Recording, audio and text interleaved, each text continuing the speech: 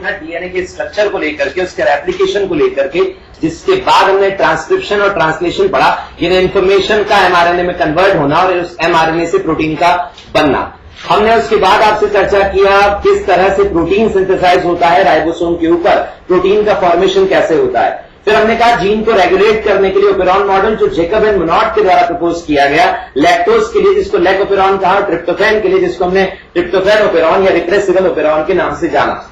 Experimental material था E coli. उसके बाद हमने आपके साथ क्लासिकल जेनेटिक्स का बात स्टार्ट किया।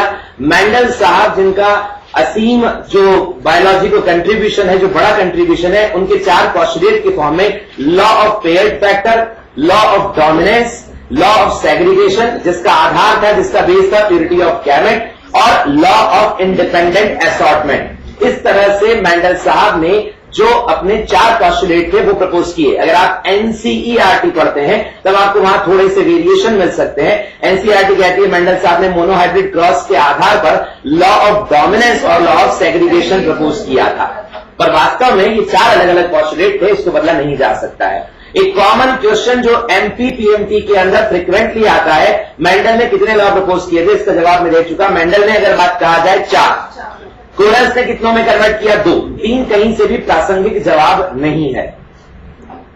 उसके बाद हमने आपके साथ लॉ ऑफ प्रोबेबिलिटी को डिस्कस किया, 2 प्राइका के नियमों को डिस्कस किया। फर्स्ट लॉ ऑफ प्रोबेबिलिटी जो ये कहता है कि अगर एक घटना हो रही है और उसकी 2 संभावनाएं हैं, मतलब ये नियम सिर्फ 2 संभावनाओं की बात नहीं करता, ये 3 की भी बात करता है, ये 4 की भी बात करता है। हमने एक आधार लिया कि अगर एक घटना के 2 पहलू हैं, क्योंकि एक सिक्के के 2 पहलू थे, तो हमने कहा अगर एक घटना के 2 पॉसिबिलिटी है तो किसी एक इवेंट के होने का चांस 50% होगा।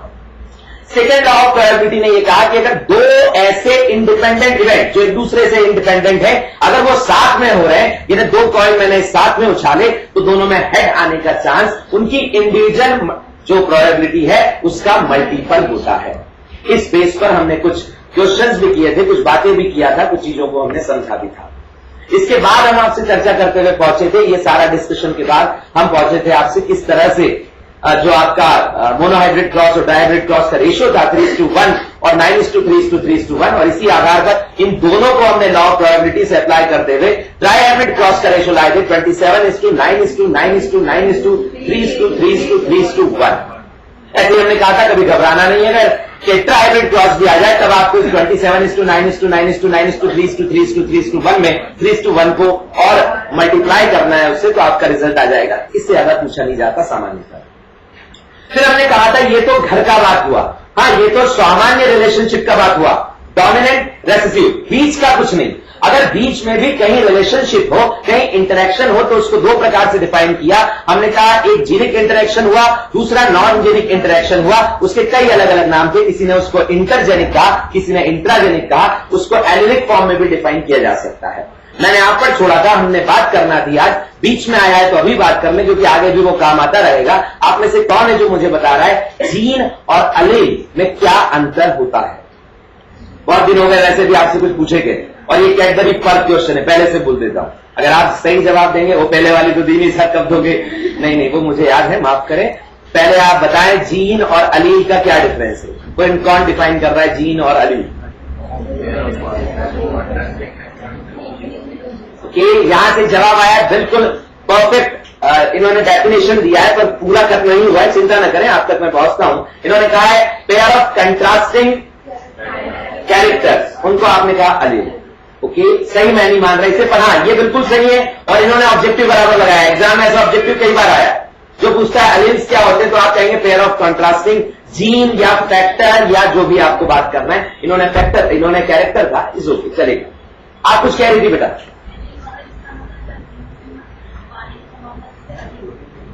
नहीं बेटा, मैं माफी चाहूंगा, वो स्थान को अपन लोकस बोलते हैं जहां जीन मिलते हैं, और अगर क्रोमोसोम के रिफरेंस में बोलूं तो उन जगहों को क्रोमोमियर बोलते हैं जहां जीन के पाए जाने की संभावना सबसे ज्यादा होती है। तो अलील वो नहीं हुआ। बोले बेटा।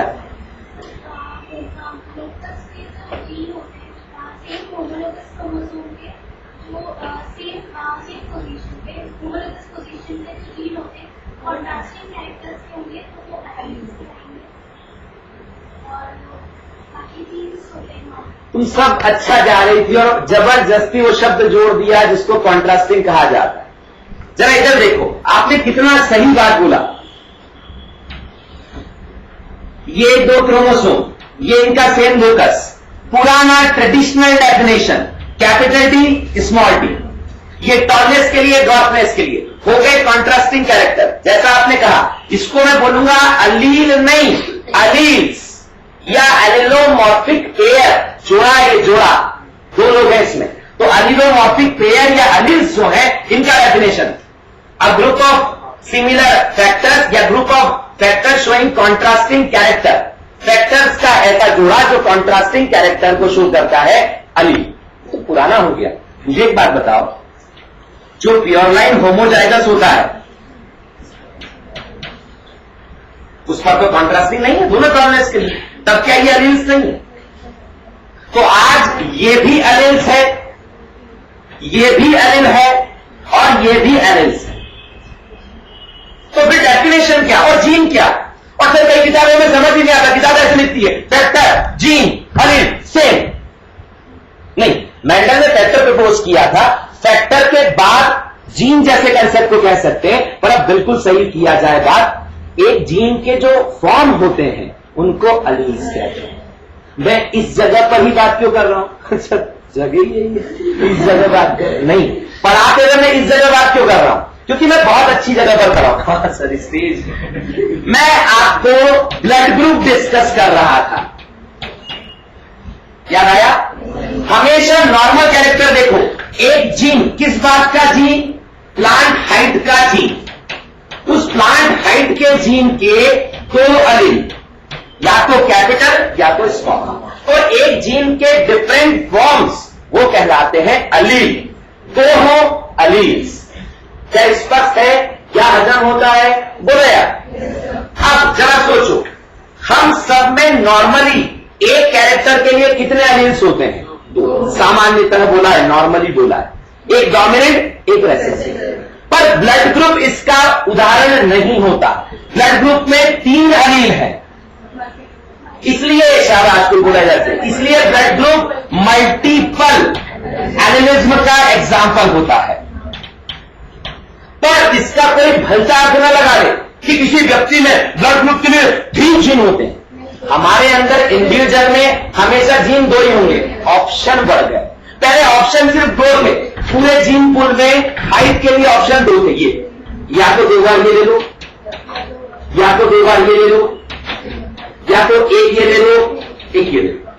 अब यहां ऐसा नहीं रहा, यहां ऑप्शन चेंज हो गए, या तो 2 बार ये, या तो इसके साथ ये, या तो 2 बार ये, या तो इसके साथ ये, या फिर नहीं, वो दोनों बार नहीं लिखेंगे, टाइप एक ही बनेगा, तो ये हो गया, या फिर एक बार ये, एक बार ये। क्या डिफरेंस समझ में आया?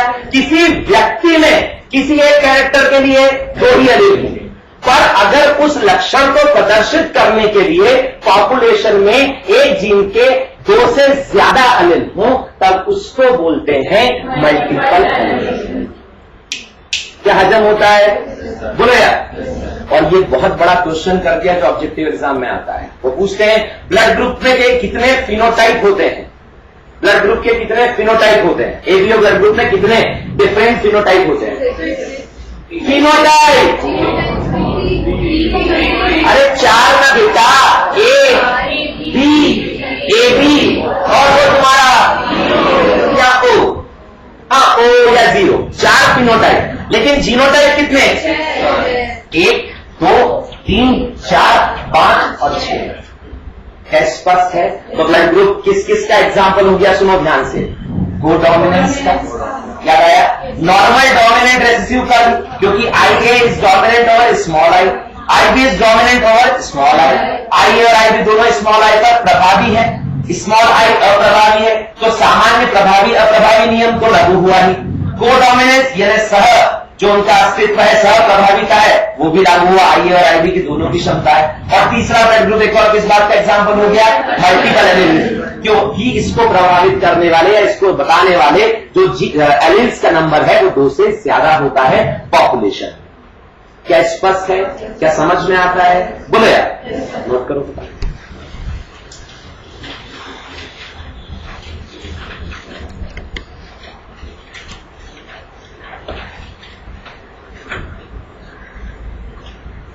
अलील का डेफिनेशन आप लिखेंगे different variants of a gene. Different form, variants दोनों चलेगा। डिफरेंट फॉर्म ऑफ जीन या डिफरेंट वेरिएंट्स ऑफ जीन। एक जीन के डिफरेंट फॉर्म्स को अलील्स कहते हैं या अलील कहा जाता है। पर सुनो, अभी भी अगर एग्जामिनर आपका आराम प्रिय जीव है और उसने पुराने सालों के आए हुए क्वेश्चन को वैसा का वैसा कॉपी किया और आप भी उतने खुशनसीब निकले, तब हो सकता है पुराने जमाने का ऑब्जेक्टिव आ जाए अलील्स और ऑप्शन में मिले पेयर ऑफ कंट्रास्टिंग फैक्टर, तभी उसको लगा आना अगर कोई सही और जवाब नहीं मिले तो। क्या स्पष्ट है? वैसे अब ये होगा नहीं, अब ये सिर्फ आपकी ऑब्जेक्टिव बुक का भी सिमट गया है। जो 96, 97 के एमपीबीएमटी के क्वेश्चंस हैं, वहां ये क्वेश्चन आया था और उसका जवाब कॉन्ट्रास्टिंग पेयर था। तो अब ये उतना ही सिमटा हुआ है, अब ऐसी गलती कोई नहीं करता, पर फिर भी दिमाग में रहे। एक जीन के डिफरेंट फॉर्म को कहा जाता है अलील।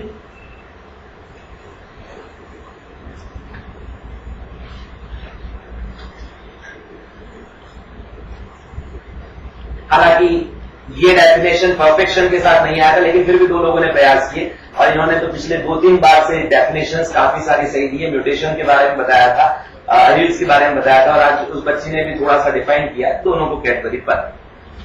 कब ये नहीं पूछना, मिलेगा अभी इन्हीं दिनों।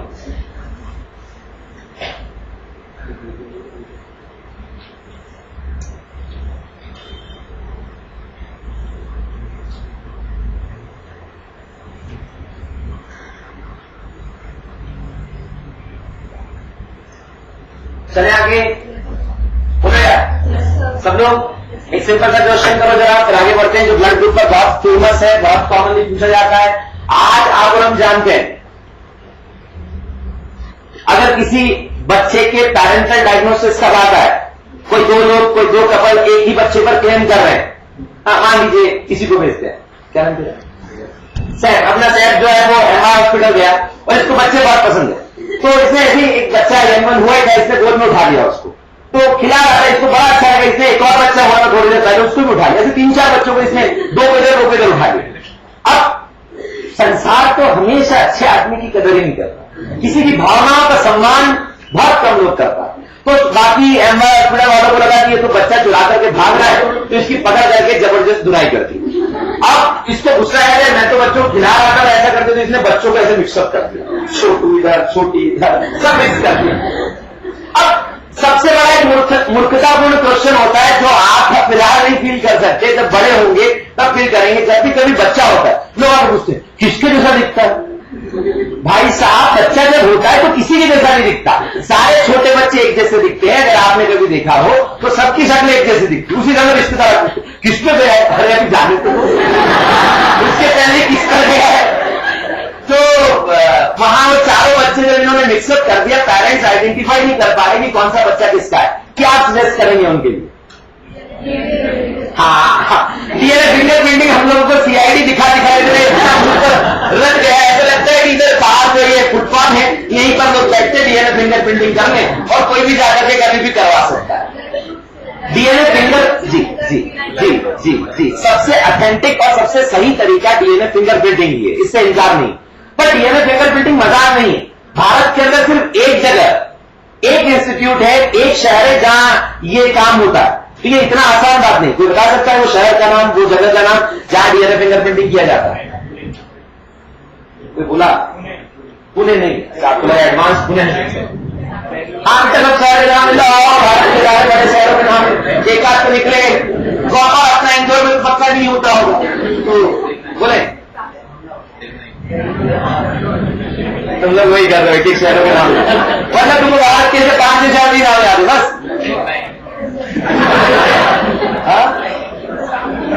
हैदराबाद, अब हैदराबाद से भी कहां, सड़क पर थोड़ी होता है कि हैदराबाद शहर भी कर रहा है। CCMB, centre for cellular and molecular biology, सिर्फ वहीं पर डीएनए फिंगरप्रिंटिंग होगा।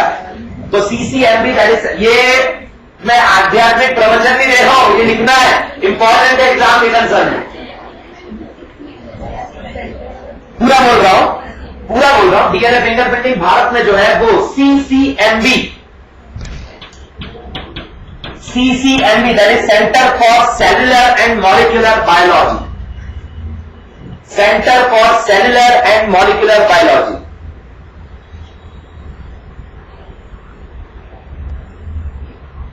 CCMB हैदराबाद जो है वहां पर डीएनए फिंगरप्रिंटिंग किया जाता है।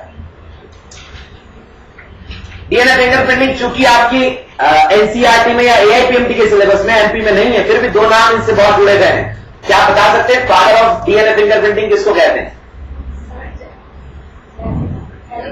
बिल्कुल ठीक कह रहे हैं, एलेक्स जेफरी साहब। एलेक्स जेफरी जो है उनको कहा जाता है फादर ऑफ डीएनए फिंगरप्रिंटिंग और father of DNA fingerprinting in India.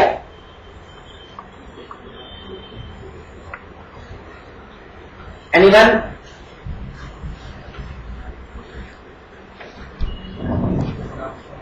Father of DNA fingerprinting Alex Jeffrey और father of DNA fingerprinting in India हमारे देश में भैया किसने किया? बहुत इंपॉर्टेंट है।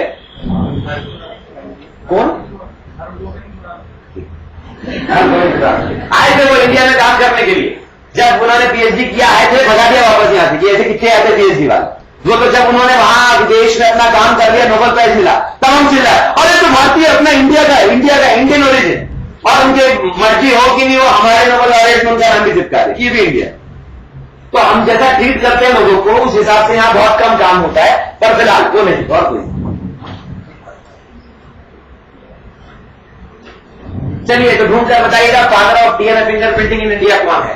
फिलहाल डीएनए फिंगरप्रिंट एक हल हो सकता है जो बेस्ट हल होगा, जो कंफर्म डायग्नोसिस होगा, लेकिन अभी मेरे पास उतना समय नहीं है। मैं ब्लड ग्रुप को एक आधार बनाना चाहता हूं, एक बेस बनाना चाहता हूं डीएनए फिंगरप्रिंटिंग के लिए। डीएनए फिंगरप्रिंटिंग के आधार पर, ब्लड ग्रुप के आधार पर बहुत हद तक हम चीजों को फाइंड आउट कर सकते हैं, अंदाजा लगा सकते हैं, पर ये फाइनल या कंक्लूसिव नहीं होता। ये फिलहाल क्रेश कोर्स में तो कंफर्म या जज आपको नहीं करवा पाऊंगा, पर फिलहाल जो क्वेश्चन आते हैं वो जरूर हम करने जा रहे हैं। जरा लिखिए क्वेश्चन।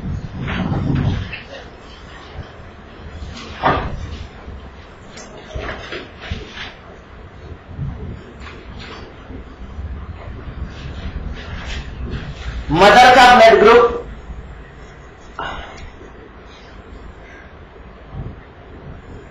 O है, हाँ, और फादर का ब्लड ग्रुप जो है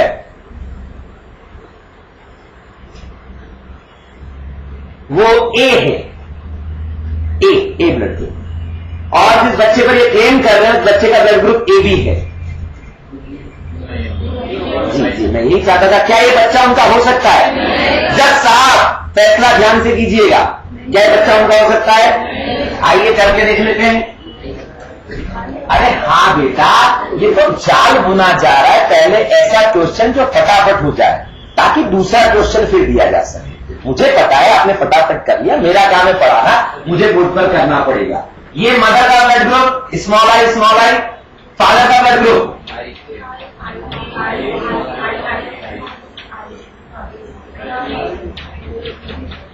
क्या कहते हो? अरे हो सकता है क्या कभी? पॉसिबल है क्या? और आप भगवान हो गए कि आपने पापा का बोल दिया कि वो तो होमोजाइगस ही होंगे? ये भी तो हो सकता है। हाँ सर ये भी हो सकता है, पर उसमें भी कुछ नहीं होगा, उसके अंदर भी ब्लड ग्रुप A और O ही होगा। मतलब इस दंपत्ति का बच्चा कौन कौन से ब्लड ग्रुप वाला नहीं हो सकता है? B वाला और AB। पर अगर बच्चा A और O वाला हो तब आप इससे श्योर रिजल्ट नहीं दे सकते। आराम से ब्लड ग्रुप से आप ये कंफर्म कह सकते हो कि ये बच्चा इस कपल का नहीं है। अगर इस कपल का बच्चा भी ब्लड ग्रुप का है, AB का है, आप श्योर है कि ये बच्चा इस कपल का नहीं है। पर बच्चे का ब्लड ग्रुप यदि A और O में से कुछ है तब आप श्योर नहीं हो कि वो है या नहीं है। क्या स्पष्ट है? इसलिए ब्लड ग्रुप फाइनल इन्वेस्टिगेशन नहीं माना जाता। आप इससे प्रेडिक्ट क्या अच्छे से कर सकते हो कि कौन सा बच्चा इस कपल का नहीं होगा, पर यह कंफर्म नहीं कर सकते कि यह बच्चा इसी कपल का होगा। क्या स्पष्ट है? क्या समझ में आता है? बोलो यार, नोट कर लीजिए इस बात को, फिर आगे बढ़ते हैं।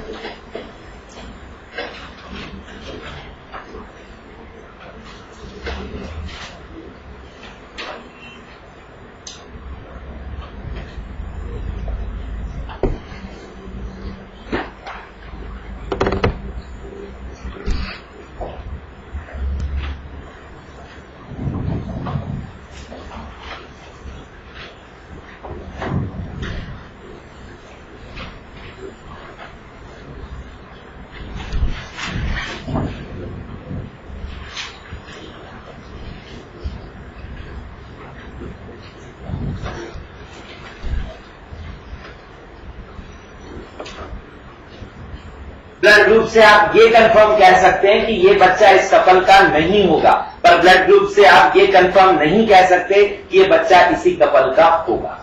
क्या ये स्पष्ट है? क्या ये समझ में आता है? यहां बैठे हर व्यक्ति को प्लीज बोले, क्या आगे बढ़ सकते हैं? एक छोटा सा क्वेश्चन और, यदि मदर का ब्लड ग्रुप बी है और फादर का ब्लड ग्रुप ए है, और जिस बच्चे पर वो क्लेम कर रहे हैं, अपने जवाब दीजिएगा, मत फिंगराइज कीजिएगा, हो जाए तो मैं पूछूंगा, क्योंकि आप बोलते हैं तो बाकी सोचना बंद कर देते हैं। अगर मदर का ब्लड ग्रुप है बी, फादर का है ए, जिस बच्चे पर वो अपना क्लेम कर रहे हैं किसी अर्थ के मेले में खो गया था ये वही है, उस बच्चे का ब्लड ग्रुप है 0 या O, तब बताइए ये बच्चा उस दंपत्ति का है या नहीं है? तो कितने % चांस? नहीं है तो कोई बात ही नहीं है चांस वाली। ये बच्चा उस कपल का हो सकता है या नहीं? अगर हो सकता है तो कितने % चांस है? नहीं है तब कोई बात ही नहीं। आप जज हैं, जज साहब फैसला सोच समझ करके कीजिएगा, किसी के बच्चे का सवाल है। जल्द वाले बात सुनाइए, वैसे भी कोर्ट तारीख पे तारीख देती है।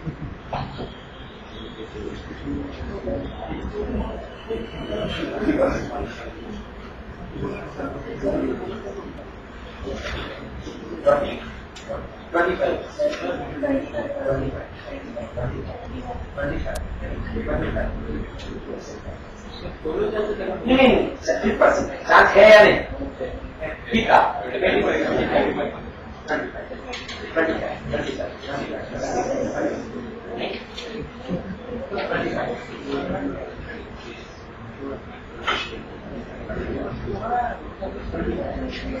और फिर भाई 25% 25 करना है, कितना आएगा? 12.5 25 into 12.5 वेरी गुड। 12.5 25% आइए मेरे जज साहब, आइए क्या फैसला दिया आपने? गजब।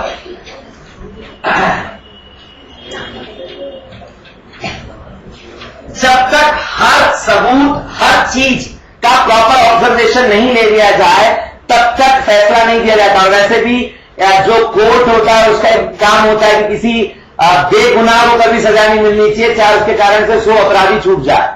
हाँ, ये फिल्मी डायलॉग नहीं है, ऐसा वाकई में बिना लिखा नियम होता है जिसको ट्रेडिशन कहा जाता है। तो आपने हर प्रॉपर बात का ऑब्जर्वेशन नहीं लिया।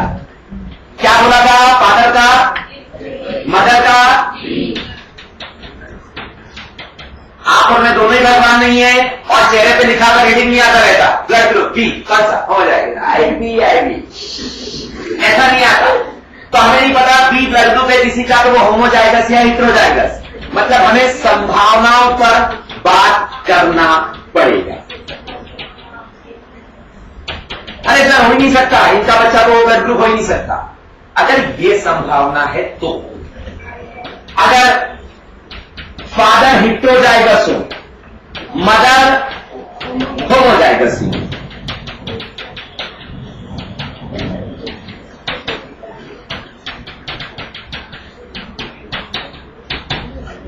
सर इनका बच्चा भी नहीं हो सकता, इनका बच्चा सिर्फ ए बी या बी वाला हो सकता है, ठीक है, और हम भगवान नहीं। यदि पिता जो है वो पिता होमोजाइगस हो और मदर जो है वो हेटेरोजाइगस हो,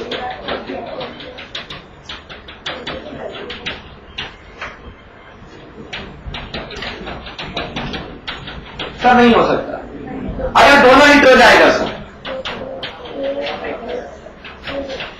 जिन लोगों ने किया सही किया पर लॉ ऑफ प्रोबेबिलिटी को थोड़ा सा कमजोर मान लिया, उन्होंने भगवान बनकर के फैसला कर लिया कि यही होंगे फादर, यही होगी मदर, और इसलिए उन्होंने जवाब दे दिया 25% चांस कि बच्चा ओ ब्लड ग्रुप का हो जाए।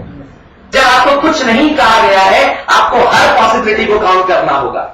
इसलिए टोटल केसेस हो गए 16, और 16 में से एक पॉसिबिलिटी है कि ये बच्चा उनका हो सकता है। देखिए आप कितना गलत फैसला करने जा रहे हैं। ये बात तो आप सिर्फ क्वेश्चन में आके, आपने उसके फील्ड पर नहीं गए। एक दंपति ने बच्चे पर क्लेम किया, आपने कह दिया साहब 25% आपका ही है, 25% आपने बच्चा उनको दे दिया। 25% मतलब तोड़कर बच्चा नहीं किया, 25% उनके हाथ में फैसला, जबकि कितना कमजोर फैसला है, 16 में से 1 चांस है कि बच्चा उनका। क्या स्पष्ट है? लगभग कितना 6.25 आए, तो 6.25% चांस है, मतलब लगभग ना के बराबर चांस है कि बच्चा उनका। क्या बात स्पष्ट होता है? तो सही जवाब आएगा 1 आउट ऑफ 16। क्या स्पष्ट है?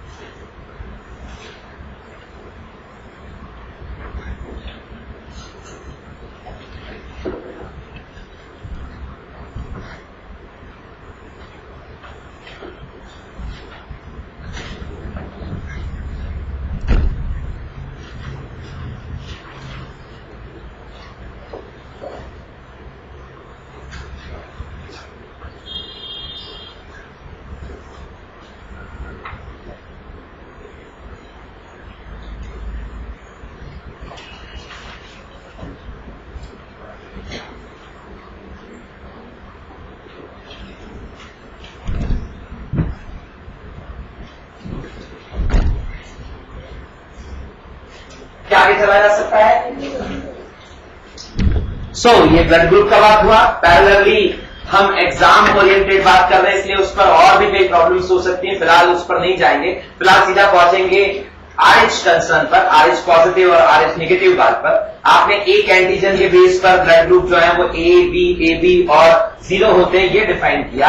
आप ये भी जानते हैं कि कौन सा ब्लड ग्रुप किसको दिया जा सकता है। आप ब्लड ट्रांसफ्यूजन के बारे में जानते हैं, मोटे तौर पर आप ये पढ़ते हैं कि जो A ब्लड ग्रुप वाला व्यक्ति है वो A को ही दे सकता है, B को नहीं, क्योंकि B के पास होता है एंटीबॉडी फॉर A। B वाला जो है उस B वाले को आप A ब्लड ग्रुप नहीं दे सकते, क्योंकि उसके पास होता है एंटीबॉडी फॉर A। AB उसके बारे में आप कह सकते हैं वो यूनिवर्सल एक्सेप्टर है, A का भी ले सकता है, B का भी और O का भी। अब क्योंकि O के पास कोई एंटीजन ही नहीं, पर O ये यूनिवर्सल डोनर होता है। हाँ, ये दे सबको सकता है, पर ले किसी से नहीं सकता, क्योंकि इसके पास दोनों एंटीबॉडी मौजूद होती है। क्या ये स्पष्ट है? क्या ये समझ में आता है? अब इसमें एक फैक्टर और जोड़ते हैं जिसको कहा जाता है RH। हाँ, क्या कहते हो? RH मतलब रीजस फैक्टर। बिल्कुल ठीक, बिल्कुल सही कहा आपने। जब RH फैक्टर होता है, जब RH एंटीजन होता है, ऐसे व्यक्ति को हम कहते हैं RH पॉजिटिव। क्या ये स्पष्ट है? क्या ये समझ में आता है? प्लीज बोलिए सब लोग। मतलब ब्लड ग्रुप अगर मैं डिफाइन करने जाऊंगा, एग्जाम में आए तो वही लगाना, ब्लड ग्रुप के कितने फिनोटाइप? 4। पर अगर RH के बेस पर क्लासिफाई करूं तो कितने हो गए? A positive, A negative, B positive, B negative, O positive, O negative, AB positive और AB नेगेटिव। सब आपस में लिख रहे हो? देखो बेटा,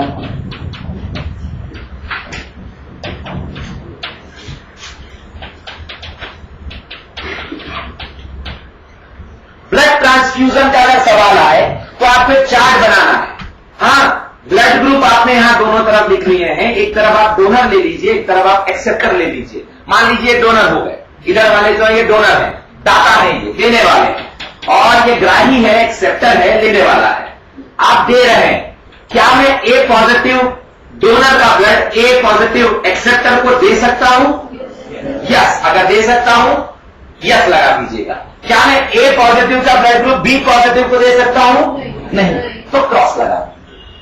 क्या तरीका समझ में आया? बस तो फिर क्या देख रहे हो? क्या करना है? फटाफट करो, पूरा चार्ट फटाफट कंप्लीट करो। मैं सबका चार्ट देखूंगा, एक जगह देखना होती है जो थॉट पर बेस्ड है, वो आपने सही किया, पूरा चार्ट में किसी का नहीं देखता। तो आप चार्ट बनाइए, आपकी कॉपी में वो एक जगह देख लूंगा जहां आपने सोच सही रखा है, नहीं गलती की गुंजाइश सिर्फ एक जगह है।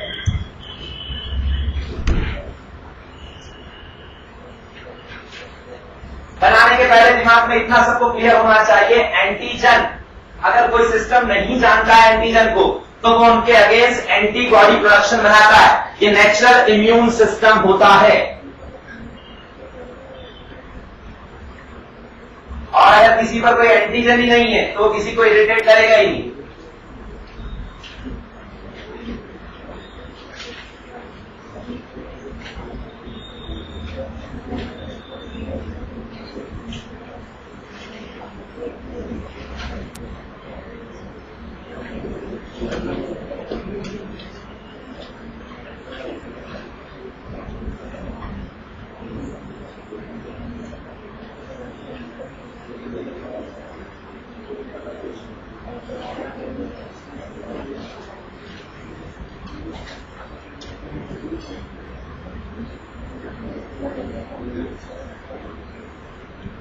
करते जाइए और हाथ भी ऊंचा कीजिए जो लोग लास्ट क्लास में नहीं थे। कौन कौन था लास्ट क्लास में? क्यों नहीं दिखा? करता ओके, आप तो 2-3 क्लास से नहीं है, क्यों नहीं है?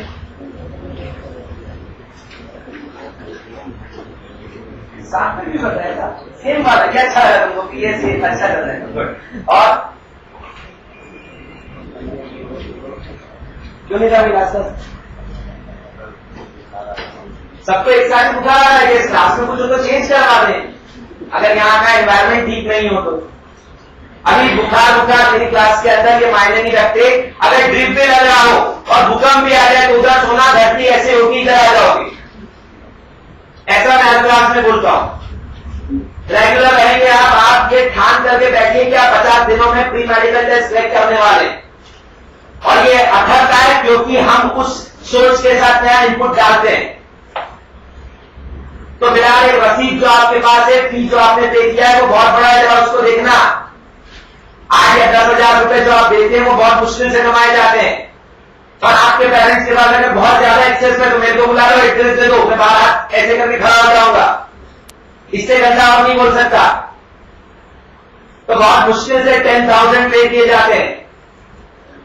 तो कम से कम रिटर्न तो लीजिए। अगर अपने आप को उसमें इन्वॉल्व किया है तो दम लगा करके पूरा कोशिश तो कीजिए।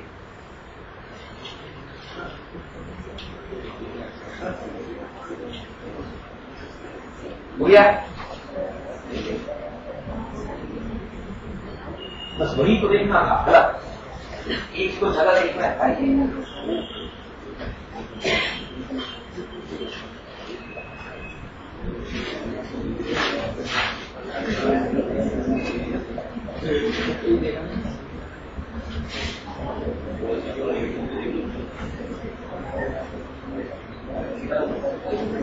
मतलब पूरा मैं देख ही नहीं रहा हूं ना, गलत किसी को बोल रहा हूं तो पूरा मैंने नहीं देखा, एक जगह देख रहा हूं, वो गलत है मतलब कंसेप्ट कर नहीं।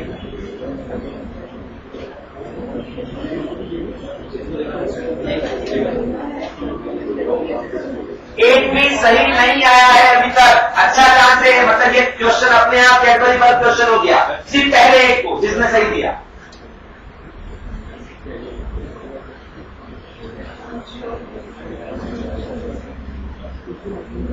आप बहुत सारी से तो श्योर नहीं है कि पहले क्रॉस लगाया फिर राइट किया।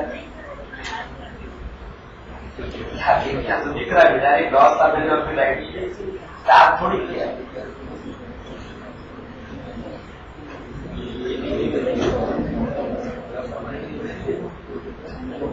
पता है आपने कितना बड़ा गड़बड़ किया है। आपने ए के अंदर जो कंसेप्ट अप्लाई किया है, बी में वो अप्लाई नहीं किया और इससे जज हो गया कि नहीं आपने कुछ गड़बड़ में सही कर दिया। आपका जवाब सही था जहां में देखा और वो सही नहीं है क्योंकि आपने वही गलती भी में किया है। तो अनफॉर्चुनेटली आप सही नहीं है।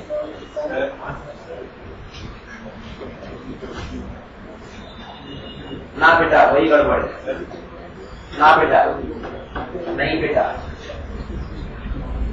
नहीं, बेटा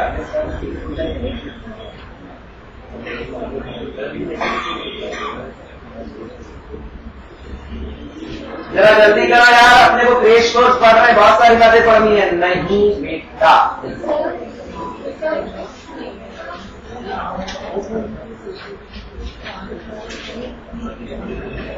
इधर वाले दोनों बोला है ना मैंने। नहीं बेटा नहीं, बेटा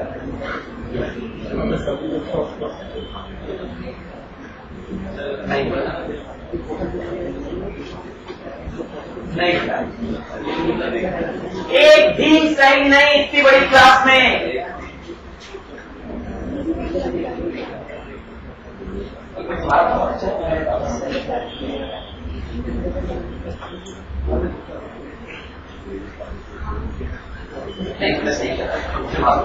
अरे नहीं यार, तुमने सही किया था तो कैडबरी पल की हकदार हो, और चूंकि उस समय डिसीजन पेंडिंग था तो आप भी कैडबरी पल की हकदार है। बस 2 ही सही चाहिए थे, बाकी अगर सही है तो बोर्ड से डिस्कस करें।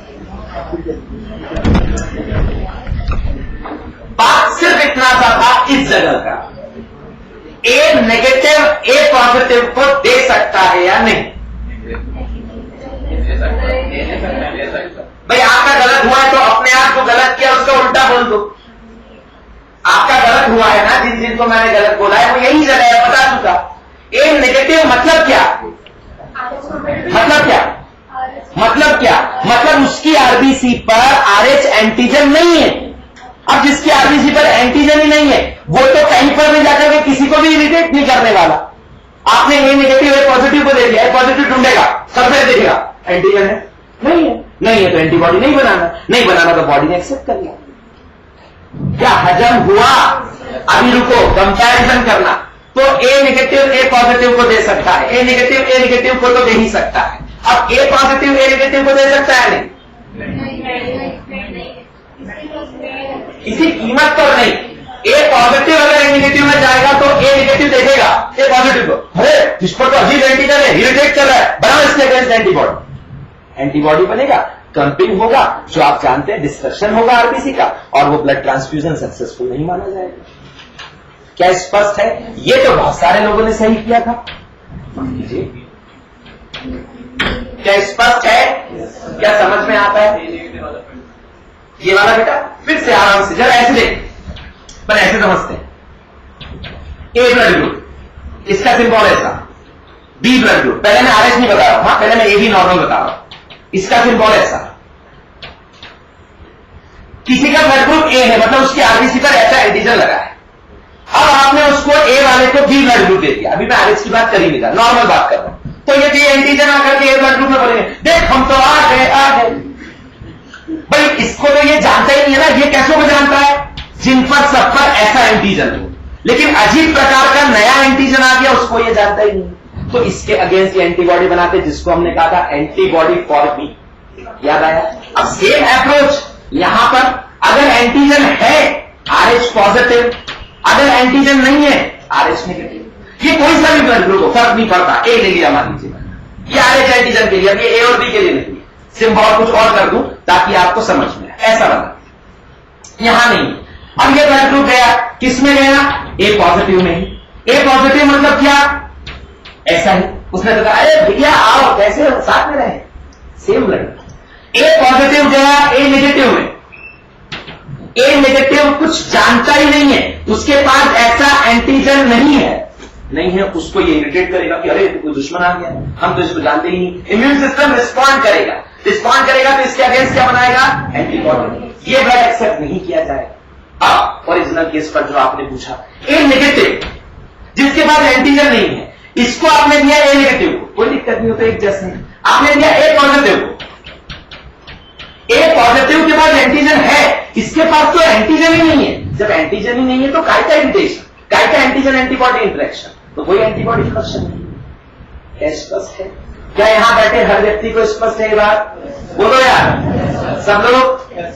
बाकी तो चार्ट एक ट्रेडिशन को फुलफिल कर दिया था सारा, बाकी तो खाना पूर्ति था, मेन जो प्लेस था वही था, पर फिर भी कर ही लेते हैं। यहां क्रॉस, यहां क्रॉस, इधर क्रॉस, यहां कोई क्या, यहां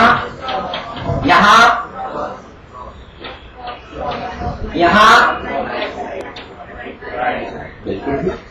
क्या हजम हुआ? क्या बाकी सब आप कर लेंगे अपने हिसाब से? प्लीज बोले। मैं एक और कर लेता हूं, ओ पॉजिटिव और नेगेटिव का। ओ पॉजिटिव ए पर जल्दी फिर हो रहा है, ओ पॉजिटिव ए पॉजिटिव को, ओ पॉजिटिव ए नेगेटिव को।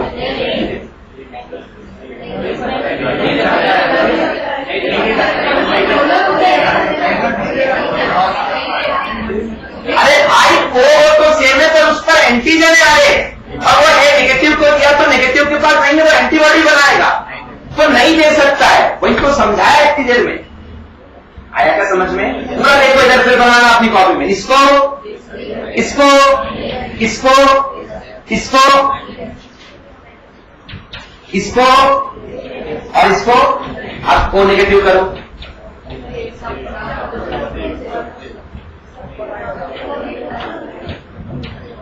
मतलब वास्तव में जो यूनिवर्सल डोनर है वो होता है ओ नेगेटिव।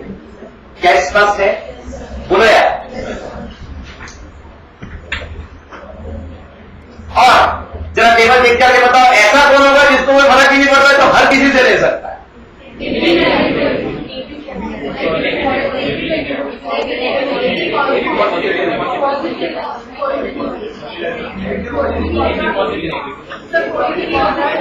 करते हैं। अगर फिर समझ नहीं आया, ए पॉजिटिव दे सकता है, अरे ये ए बी पॉजिटिव, सॉरी कहां गया, इधर से लेना, यहां से, ये ए बी पॉजिटिव है, लेना है ना डोनर, ये लेना है, यहां की बात कर रहे हैं, इस कॉम्बिनेशन में आ रहे हैं। ए बी पॉजिटिव, उसके लिए सारा बनाना पड़ेगा, जैसे आपने यहां बनाया था इन दोनों बॉक्सेस के लिए, वो सारा बनाना पड़ेगा। चलिए कर लेते, ये डोनर है, ए बी पॉजिटिव दे सकता है इसको, इसको, इसको, इसको, किसी को भी, लेकिन उसको खुद को और ए बी नेगेटिव को दे सकता है नहीं? अभी भी डाउट आ रहा है, एक चीज अच्छे से समझ में नहीं आया, कुछ लोगों ने अभी भी बोला दे सकता है। कैसे देगा बेटा? पॉजिटिव है तो एंटीजन है, फिर एंटीजन एंटीबॉडी होगा। समझ में आया तो यहां बोलने का, नहीं तो बोलने का ना, हाँ कि ना? नहीं आया ना समझ में? फिर से बात करते हैं, जब किसी पर एंटीजन है और किसी व्यक्ति के पास एंटीजन नहीं है, हमारा नॉर्मल इम्यून सिस्टम जब आप जूलॉजिकल साइंस में पढ़ेंगे तो वहां सिखाया जाएगा कि अगर कोई अननोन फैक्टर आपके पास आया है और उसके पास एंटीजन है उस पर, भाई बेटा जब सेल बायोलॉजी में पढ़ाऊंगा तो कहूंगा सेल की आंख और कान कौन होता है? आई एंड ईयर ऑफ सेल। आपको नहीं लगता कि ऐसे सेल ऐसे होती है, अरे बहन सेल आओ मिलकर टिश्यू बनाए, ये तो पढ़ते हो, सिमिलर नेचर सिमिलर ग्रुप वाली सेल्स मिलकर के टिश्यू बनाती है। कई बार आप कॉमन नहीं पढ़ते हो कि अरे किसी को ऑर्गन ट्रांसप्लांट करना है यार, किसी को किडनी डोनेट करना है, तो एक काम करो क्लोज रिलेटिव प्रेफर करो, हाँ, अदरवाइज कंपैटिबिलिटी का इश्यू हो जाएगा, इनकंपैटिबल होगा, वो ऑर्गन बॉडी एक्सेप्ट नहीं करेगा। क्यों? क्योंकि आप जो ऑर्गन दे रहे हो उसकी जो सेल्स है उन पर एक स्पेसिफिक एंटीजन होता है जो ऑलिगोसेक्राइड का बना होता है, जो मेम्ब्रेन में पाया जाता है। इसको जब कोई सिस्टम ट्रेस कर लेता है और ये उसके फैमिलियर नहीं लगता तो उसके अगेंस्ट एंटीबॉडी प्रोडक्शन शुरू हो जाता है। इसलिए सेल की आंख और कान जो है वो कहा जाता है ग्लाइकोकैलिक्स को, जो सेल मेम्ब्रेन के ऊपर होते हैं, जो एक प्रकार के एंटीजन होते हैं। क्या ये स्पष्ट है? अब ब्लड ग्रुप में मैंने कहा ओ नेगेटिव है कोई, मतलब क्या? उसके ओ से तुमको कंफ्यूजन होगा, अपन ए लेते हैं क्योंकि उसमें दो अलग अलग एंटीजन। अब ए मैंने बोला कोई ए पॉजिटिव, मतलब क्या? उसके बाद दो एंटीजन की मैं बात कर रहा हूं, ए बनाने वाला खुद का अपना एंटीजन ए एंटीजन वाला, उसकी यहां बात ही नहीं कर रहा, और एक और एंटीजन है उसके पास RH, जिसके लिए हमने कहा RH पॉजिटिव। अब ये ब्लड देने गए ए पॉजिटिव, पूछा ए पॉजिटिव को तुम लोगे? हाँ, मैं तो जानता हूं इनका जो RH एंटीजन है उनसे अपनी परिचय है पुराना, इसलिए मैं इनके खिलाफ एंटीबॉडी नहीं बनाता, एक्सेप्ट कर लिया। ए नेगेटिव के पास गए, आप ले लोगे ए पॉजिटिव का? ले तो लूंगा क्योंकि मेरे पास भी ए एंटीजन है, इनके पास भी है, तो इस वाले के लिए तो कोई एंटीजन एंटीबॉडी रिएक्शन नहीं। ओके, RH की बात करें, उसके पास RH है, इसने कभी RH देखा ही नहीं, इसने कभी RH फैक्टर को समझा ही नहीं। जैसे इसकी बॉडी में ए नेगेटिव की बॉडी में ए पॉजिटिव का ब्लड आएगा, वो कहेगा ये तो दुश्मन आ गए, इनके ऊपर RH एंटीजन है, अपन तो नहीं जानते, बनाओ उनके खिलाफ एंटीबॉडी बनाओ, डिस्ट्रक्शन शुरू हो जाए। क्या स्पष्ट है? अब ए नेगेटिव लिया, वो गया ए पॉजिटिव के पास, मेरे पास ए एंटीजन है, लोगे? हाँ, एंटीजन लेते हैं, मेरे पास तो RH एंटीजन ही नहीं। अबे नहीं है तो क्यों बोल रहा है? नहीं है तो सिस्टम फाइंड आउट ही नहीं कर पा रहा है। जब आपकी सरफेस पर एंटीजन है ही नहीं तो मेरा सिस्टम कुछ रिकॉग्नाइज ही नहीं कर पा रहा है, मैं उसके खिलाफ कुछ बना ही नहीं रहा हूं।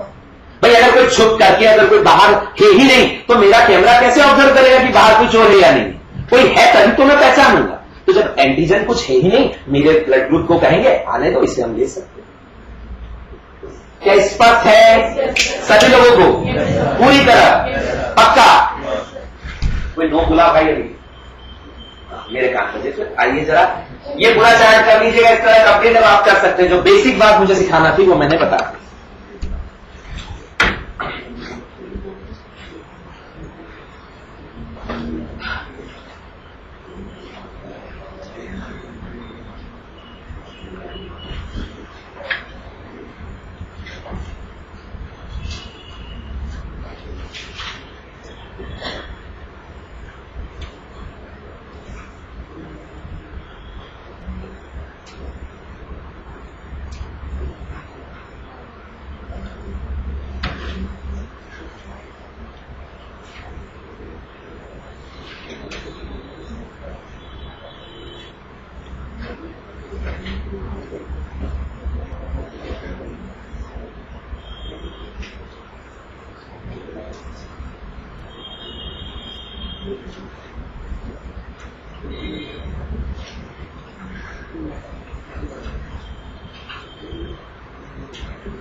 क्या आगे बढ़ाया जा सकता है? सब लोग प्लीज बोलिए।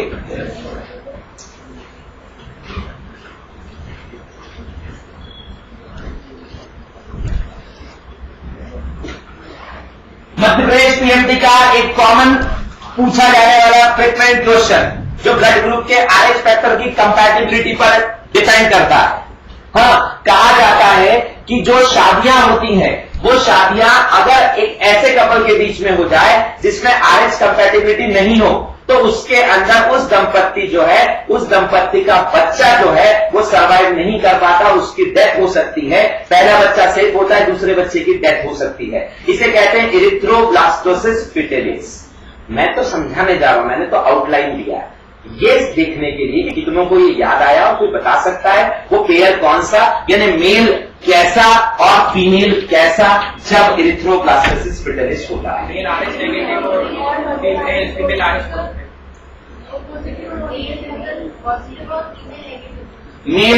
पॉजिटिव हो, फीमेल आरएच नेगेटिव।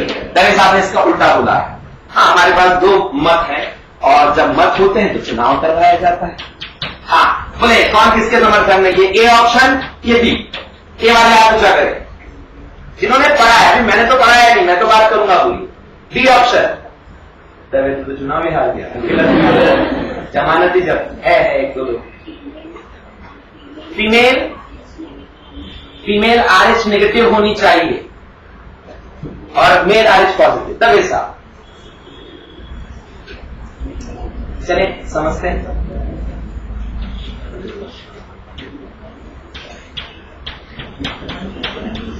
ये मदर के यूट्रस के अंदर एक बच्चा है। हाँ, और अगर आप ब्लड ग्रुप की बात कर रहे हैं मेल और फीमेल, नहीं, यहां सेक्स पर डिपेंडेंसी बिल्कुल नहीं। बिल्कुल, पर वो डिफाइन कौन करेंगे? पेरेंट्स। बच्चे का जीनोटाइप कहां से आ रहा है? पेरेंट्स। आइए उसी पर पहुंच है। अब हम कह रहे हैं जो मदर है आपकी, वो मदर कैसी है? नॉर्मल कंडीशन में आप बात कर रहे हैं आरएच नेगेटिव है। मान लीजिए हम तो दोनों एग्जांपल देखना चाहते हैं। पहले हमने बाय चांस ये ले लिया कि मदर का ब्लड ग्रुप आरएच नेगेटिव है। कुछ कह रही है बेटा, प्लीज बोलो।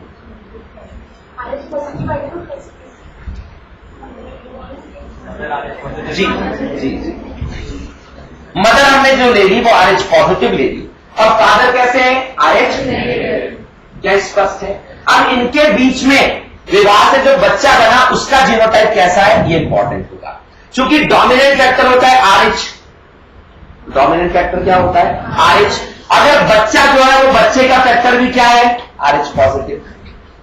क्या स्पष्ट है भाई? मदर कैसी है? RH negative. फादर कैसे है? RH negative.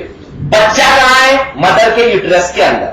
ब्लड कभी भी बच्चे और मदर का एक दूसरे के कांटेक्ट में नहीं आता है। प्लेसेंटल बैरियर से दोनों सेपरेटेड होते हैं। जब सर आपको जोलॉजिकल साइंस में बात करेंगे तो ये बात स्पष्ट करेंगे। पर जब आप बच्चे को डिलीवर हो रहा होता है बच्चा, तब कहीं ना कहीं थोड़ा सा ब्लड कांटेक्ट में आ जाता है। क्या ये स्पष्ट है? क्या ये समझ में आता है? किसका ब्लड किसके कांटेक्ट में आया? बच्चे का ब्लड जो है वो मदर के कांटेक्ट में आया। बच्चे का ब्लड कैसा है? RH positive. उस पर एंटीजन है। ब्लड ग्रुप कैसा भी हो फर्क नहीं पड़ता, उस पर एंटीजन है। मदर के ब्लड के कांटेक्ट में आ गया, कोई बात नहीं। कांटेक्ट में आ गया, कोई फर्क नहीं पड़ता, क्योंकि मदर के ब्लड के पास भी RH एंटीजन है और बच्चे के ब्लड के पास भी क्या है, RH एंटीजन। पर जब ब्लड ग्रुप अलग अलग हो गया तो बच्चे का A हो गया और मदर का हुआ तो एंटीबॉडी बनाने लगेगी? नहीं, ऐसा नहीं होता। जो एंटी IG होती है या जो इम्यूनोग्लोबुलिन्स होते हैं, उसमें जो इम्यूनोग्लोबुलिन्स है वो बाहर आकर के, यानी प्लेसेंटा से जो मदर का ब्लड है उससे बाहर आकर के वर्क करते हैं, तो उसमें समस्या वाली बात नहीं है। फिलहाल वो बहुत एक्सपांडेड इश्यू है, कई बार क्लासेस में एक पूरा क्लास RH को समझाने में लग जाता है, मैं उस पर नहीं जाना चाह रहा। मेरे लिए अभी इतना कि बच्चा अगर RH नेगेटिव RH पॉजिटिव है तब कोई दिक्कत नहीं, कोई समस्या नहीं, कोई स्थिति खराब नहीं, मदर भी RH पॉजिटिव है तब कोई दिक्कत नहीं। क्या स्पष्ट है? बच्चे का डिलीवरी हो गया, सेफ। अब केस नंबर 2, केस नंबर 2 मतलब ये जो बच्चा है, ये बच्चे के फादर कैसे थे? RH नेगेटिव, RH पॉजिटिव, और मदर कैसी है? RH negative. बच्चा कैसा होगा? RH पॉजिटिव, क्योंकि डोमिनेंट फैक्टर उसके पास आया है, तो बच्चा है RH पॉजिटिव। अब जब बच्चा डिलीवर हुआ, तो थोड़ा सा ब्लड उसका निकल करके कहां रह गया? मदर के साथ मिक्सअप हुआ। उस केस में मदर के ब्लड में देखा, अरे कोई दुश्मन आ गया है, क्योंकि मदर का ब्लड ग्रुप तो एंटीजन रखता ही नहीं, उसने कहा कोई दुश्मन आ गया है, बनाओ एंटीबॉडी, बनाने लग गया सिस्टम एंटीबॉडी। जितने भी वहां ब्लड ग्रुप थे RH पॉजिटिव वाले, उन्हें डिस्ट्रॉय कर लिया गया। पर ये खेल सिर्फ अकेले डिस्ट्रॉय करने का नहीं है, मेमोरी T सेल ने ये इंफॉर्मेशन कोड कर लिया कि आगे ऐसा कोई दुश्मन आए, याद रखना है, एंटीबॉडी प्रोडक्शन शुरू करना है। ये तो फर्स्ट टाइम था, टाइम लग गया, अगली बार दनादन निपटाएंगे। पहला बच्चा तो साथ सेफ डिलीवर हो गया। अब दूसरे बच्चे का टाइम आया, तो जीनोटाइप पेरेंट्स के तो चेंज नहीं हो जाते, फादर RH पॉजिटिव है, मदर RH नेगेटिव है, बच्चा भी अगर RH पॉजिटिव फिर से हुआ, जो कि होना एक चांसेस है, RH हुआ, तब क्या होगा? तो फिर क्या हो? कुछ नहीं होगा। ये भी जब डिलीवर होने वाला होगा, थोड़ा सा ब्लड मिक्स हो जाएगा, मदर को डिस्ट्रॉय करने की, ये भी थोड़ा ये इसका ब्लड यहाँ है, और मदर ने जो एंटीबॉडी बना करके रखी है वो तैर रही है, और वो कौन सी एंटीबॉडी होती है? जो उन बैरियर को क्रॉस करके आ जाती, प्लेसेंटा को क्रॉस करके आ जाती। पढ़ा होगा आपने, कई सारी एंटीबॉडीज पढ़ते हैं आप, IG पढ़ते हैं, कई सारी IgM पढ़ते हैं, कई सारी, तो उसमें से कौन सी ऐसी होती है जो प्लेसेंटा को क्रॉस कर जाती है? अब मैंने दो नाम दिए, तो तुम दो में से बोल दोगे। कल ढूंढ करके लाना कि कौन सा एंटीबॉडी होता है जो प्लेसेंटा को क्रॉस कर जाता है। यहां RH के अगेंस्ट जो एंटीबॉडी होता है वो उस बैरियर को क्रॉस कर देता है, उसी टाइप का होता है, और जब वो मदर के अंदर बना हुआ है तो वो प्लेसेंटा को क्रॉस करके बच्चे के अंदर चला जाएगा और बच्चे के ब्लड को डिस्ट्रक्ट करने लगेगा, बच्चे का डेथ हो सकता है। इसे कहते हैं, ये समस्या कहलाती है एरिथ्रोब्लास्टोसिस फिटलिस। तो कौन सही था हमारा? दवे साहब की जो पहला वाला था, कहां था? क्या होना चाहिए कंडीशन? फादर कैसा? RH पॉजिटिव, और मदर कैसी? अच्छा, मैंने सिंबल से गड़बड़ बोला है, यहां बात कर ले मेल RH पॉजिटिव और फीमेल RH नेगेटिव। क्या स्पष्ट है? क्या समझ में आता है? बोला यार सब लोग पूरी तरह 100%? बोला यार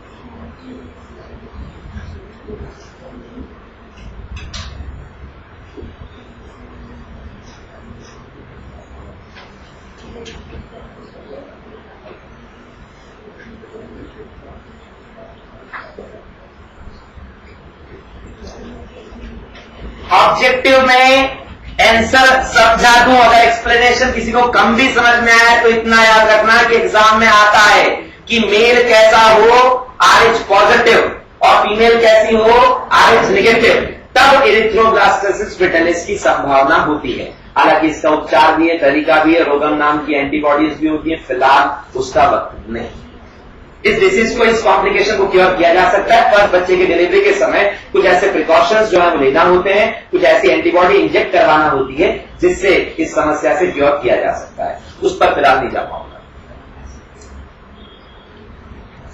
चलो आगे बोलो यार सब लोग एक क्वेश्चन करोगे फटाफट, सिर्फ 5 मिनट कराएंगे। जिसने 5 मिनट में कर दिया उसको एक कैडबरी पाप, बस 5 मिनट है, उसके बाद कभी भी करो। क्वेश्चन सुन लेना ध्यान से। इन ए पॉपुलेशन ऑफ, चलो लिख लो, इन ए पॉपुलेशन ऑफ 20,000 इंडिविजुअल, 20,000 लोगों की जनसंख्या में, इन ए पॉपुलेशन ऑफ 20,000 इंडिविजुअल्स, 20,000 लोगों की जनसंख्या में 12,000 लोग RH पॉजिटिव हैं। In a population of 20,000 individuals, 12,000 are RH positive. In a population of 20,000 individuals, 12,000 are RH positive. 20,000 लोगों की जनसंख्या में 12,000 लोग RH positive हैं। 10. Find out the percentage of compatible marriages in given population. तब दी गई जनसंख्या में कंपैटिबल शादियों का प्रतिशत ज्ञात कीजिए। तब दी गई पॉपुलेशन में कंपैटिबल शादियों का प्रतिशत ज्ञात कीजिए। भलते भलते क्वेश्चन दिमाग में आते हैं, नहीं सोचना है सर मेल कितने, सर फीमेल कितने, पॉपुलेशन में तो बच्चे भी होंगे सर बूढ़े भी होंगे सर। क्वेश्चन ये नहीं है, दिमाग चलाइए। क्वेश्चन में दिया है 20,000 में से 12,000 RH पॉजिटिव है, मतलब बचे हुए कैसे हुए अंदाजा लग सकता है। फिर आपको बताना है कंपैटिबल मैरिज। कंपैटिबल किसको कहेंगे? अरे विवाह कंपैटिबल किसको कहोगे? सब जब लड़की ढूंढ रही 21 साल और लड़की ढूंढ 19 से ज्यादा। कंपैटिबल का मतलब जब इन दो रास्ते से स्पिटलिस नहीं हो रहा, मतलब इनकंपैटिबल मैरिज सिर्फ कौन सी होती है? जब फीमेल कैसी हो RH और मेल कैसा हो RH पॉजिटिव। तो बस इनकंपैटिबल निकाल लो तो बचे हुए कंपैटिबल, या कंपैटिबल निकाल लो जैसा आपको। आपका समय शुरू हुआ अब, घड़ी देख रहा हूं 5 मिनट में चाहिए जवाब।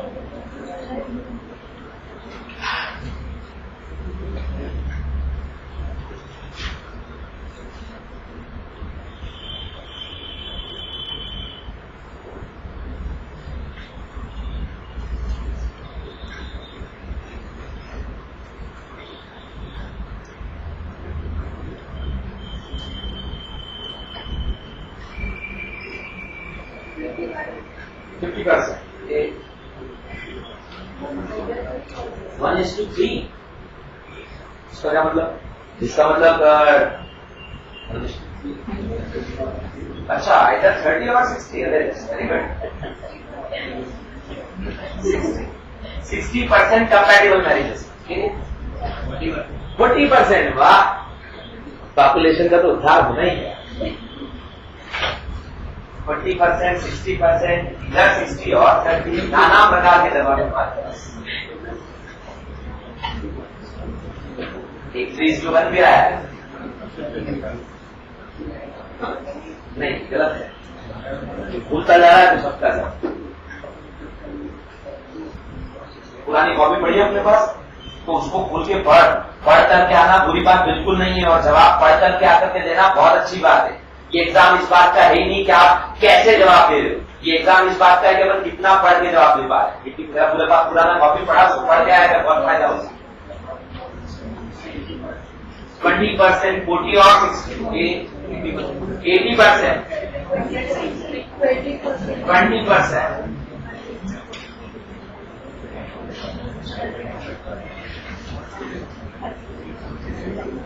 76, ये नया आया। और कोई 80%, बड़ा कॉपी जरूरी है। 20%, 40%, 100%, सब कंपैटिबल। समाज में सब कंपैटिबल मैरिजेस है। कोई किसका दृष्टिकोण है? वाह, क्या बीमारी रखा है सारे ईश्वर की देन, क्या लोगों में भेद लाते हो। 100%, 60%, 40%, 20%,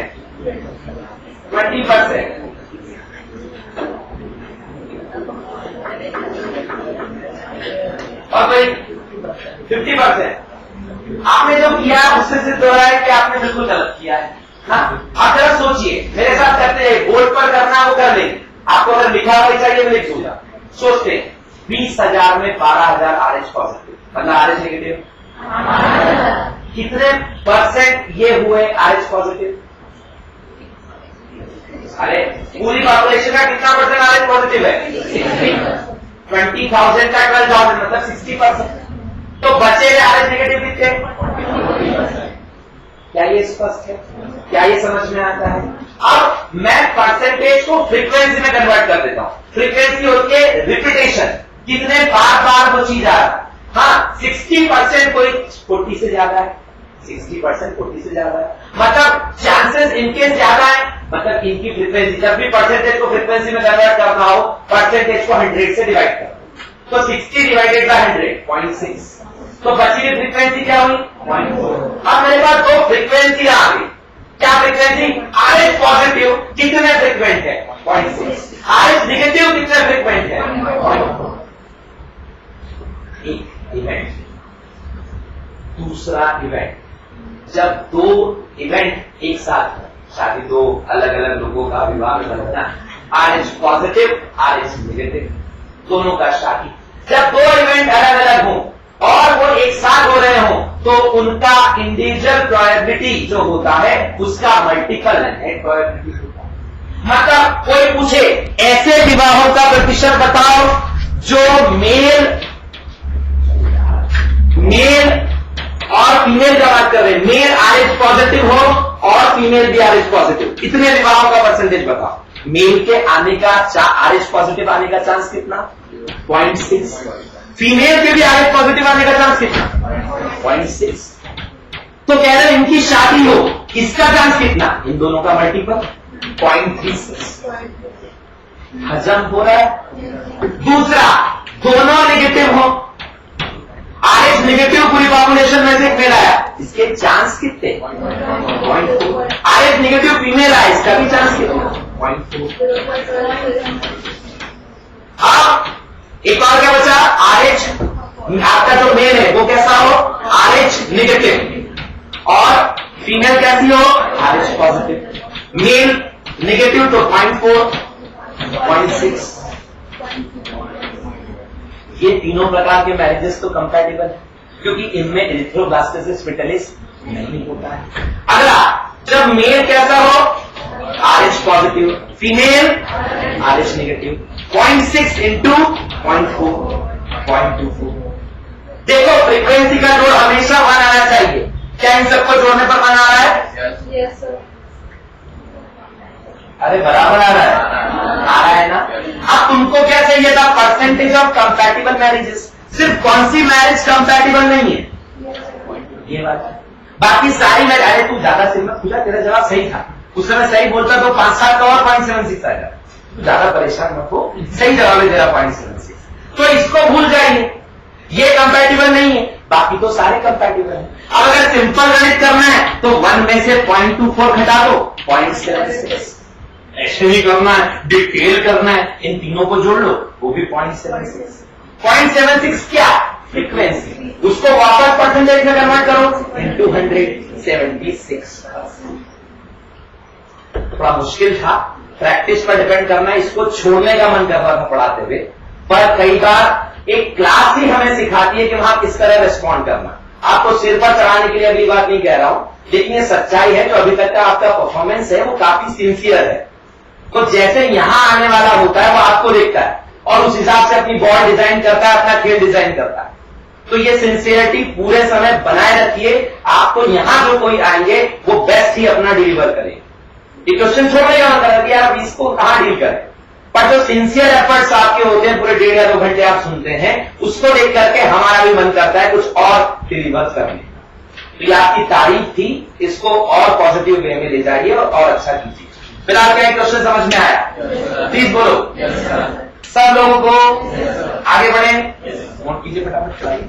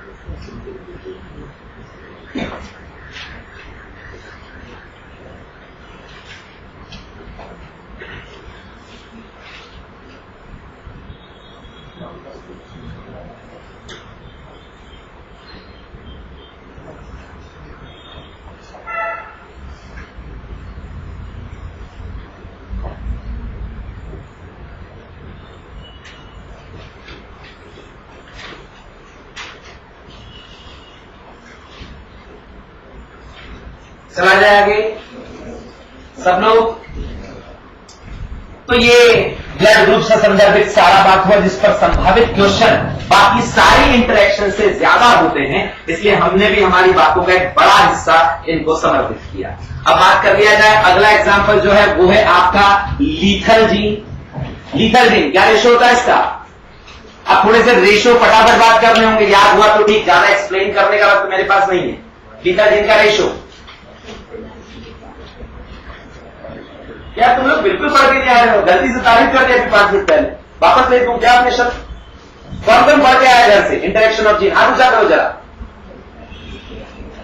अरे मतलब तुम्हारा तो फेस ऐसा लगता है जीन से जैसा तुम हो नहीं। 5 मिनट में तुमने व्यू चेंज करवा दिया सामने वाले। गजब, क्या डायनामिक परफॉर्मेंस है आपका। हाथ ऊंचा करो जरा अच्छा वाला, कौन कौन पढ़ के आया इंटरेक्शन ऑफ जीन? तो बाकी क्या कर रहे हैं? तो 1-1.5 दो जरा, 2 खाना खाते थे, फिर थक जाते, सो जाते थे, 3-4, फिर 4 बजे बाद इंदौर में। वो तो बेटा अभी थोड़े दिन पहले 4-1 साल पहले मैंने अपना मकान चेंज कर लिया, तो सब मुझे दिखते गीतावान पे रहता था और उस समय बच्चे बड़े दुखी होते थे, जहां निकल करके आते उनका दिमाग में खड़ा दिखता, तो फिर चले जाते। तो उनकी दुआओं का असर हुआ कि मैंने वो एरिया छोड़ दिया। पर मैं आज भी उस एरिया में भ्रमण करता हुआ पाया जाता। आप जिसलिए आए हो, मेरी डाइट में यही क्लास तक सीमित नहीं होते। मैं रास्ते में खड़ा होकर के भी आपसे पूछ सकता हूं कि बेटा यहां क्या कर रहा है? ऐसे अपना काम करना तेरे को क्या मतलब? दुनिया के साथ पंचायती में करता है, अपना काम कर भाई। एग्जैक्टली। पर शायद मेरे समय में, मेरे पहले क्रैश कोर्स में मुझे ऐसा किसी ने कह दिया होता तो शायद आज मैं मेडिकल कॉलेज से अपना MBBS या उसके बाद MD MS कंप्लीट कर चुका होता। फर्क सिर्फ इतना सा, आपकी पंचायती में, आपके कामों में मुझे इंटरफेयर करने का कोई हक नहीं है वास्तव में। लेकिन ये बात सिर्फ इतना सा है कि सही समय पर वो एक सही शर्त, हम कुछ नहीं करते। ये प्राउड होता है, मैंने कह दिया, बच्चे ने मान लिया, अरे वाह। बात सिर्फ इतना सा होता है कि भगवान खुद आकर बोल नहीं सकते हैं।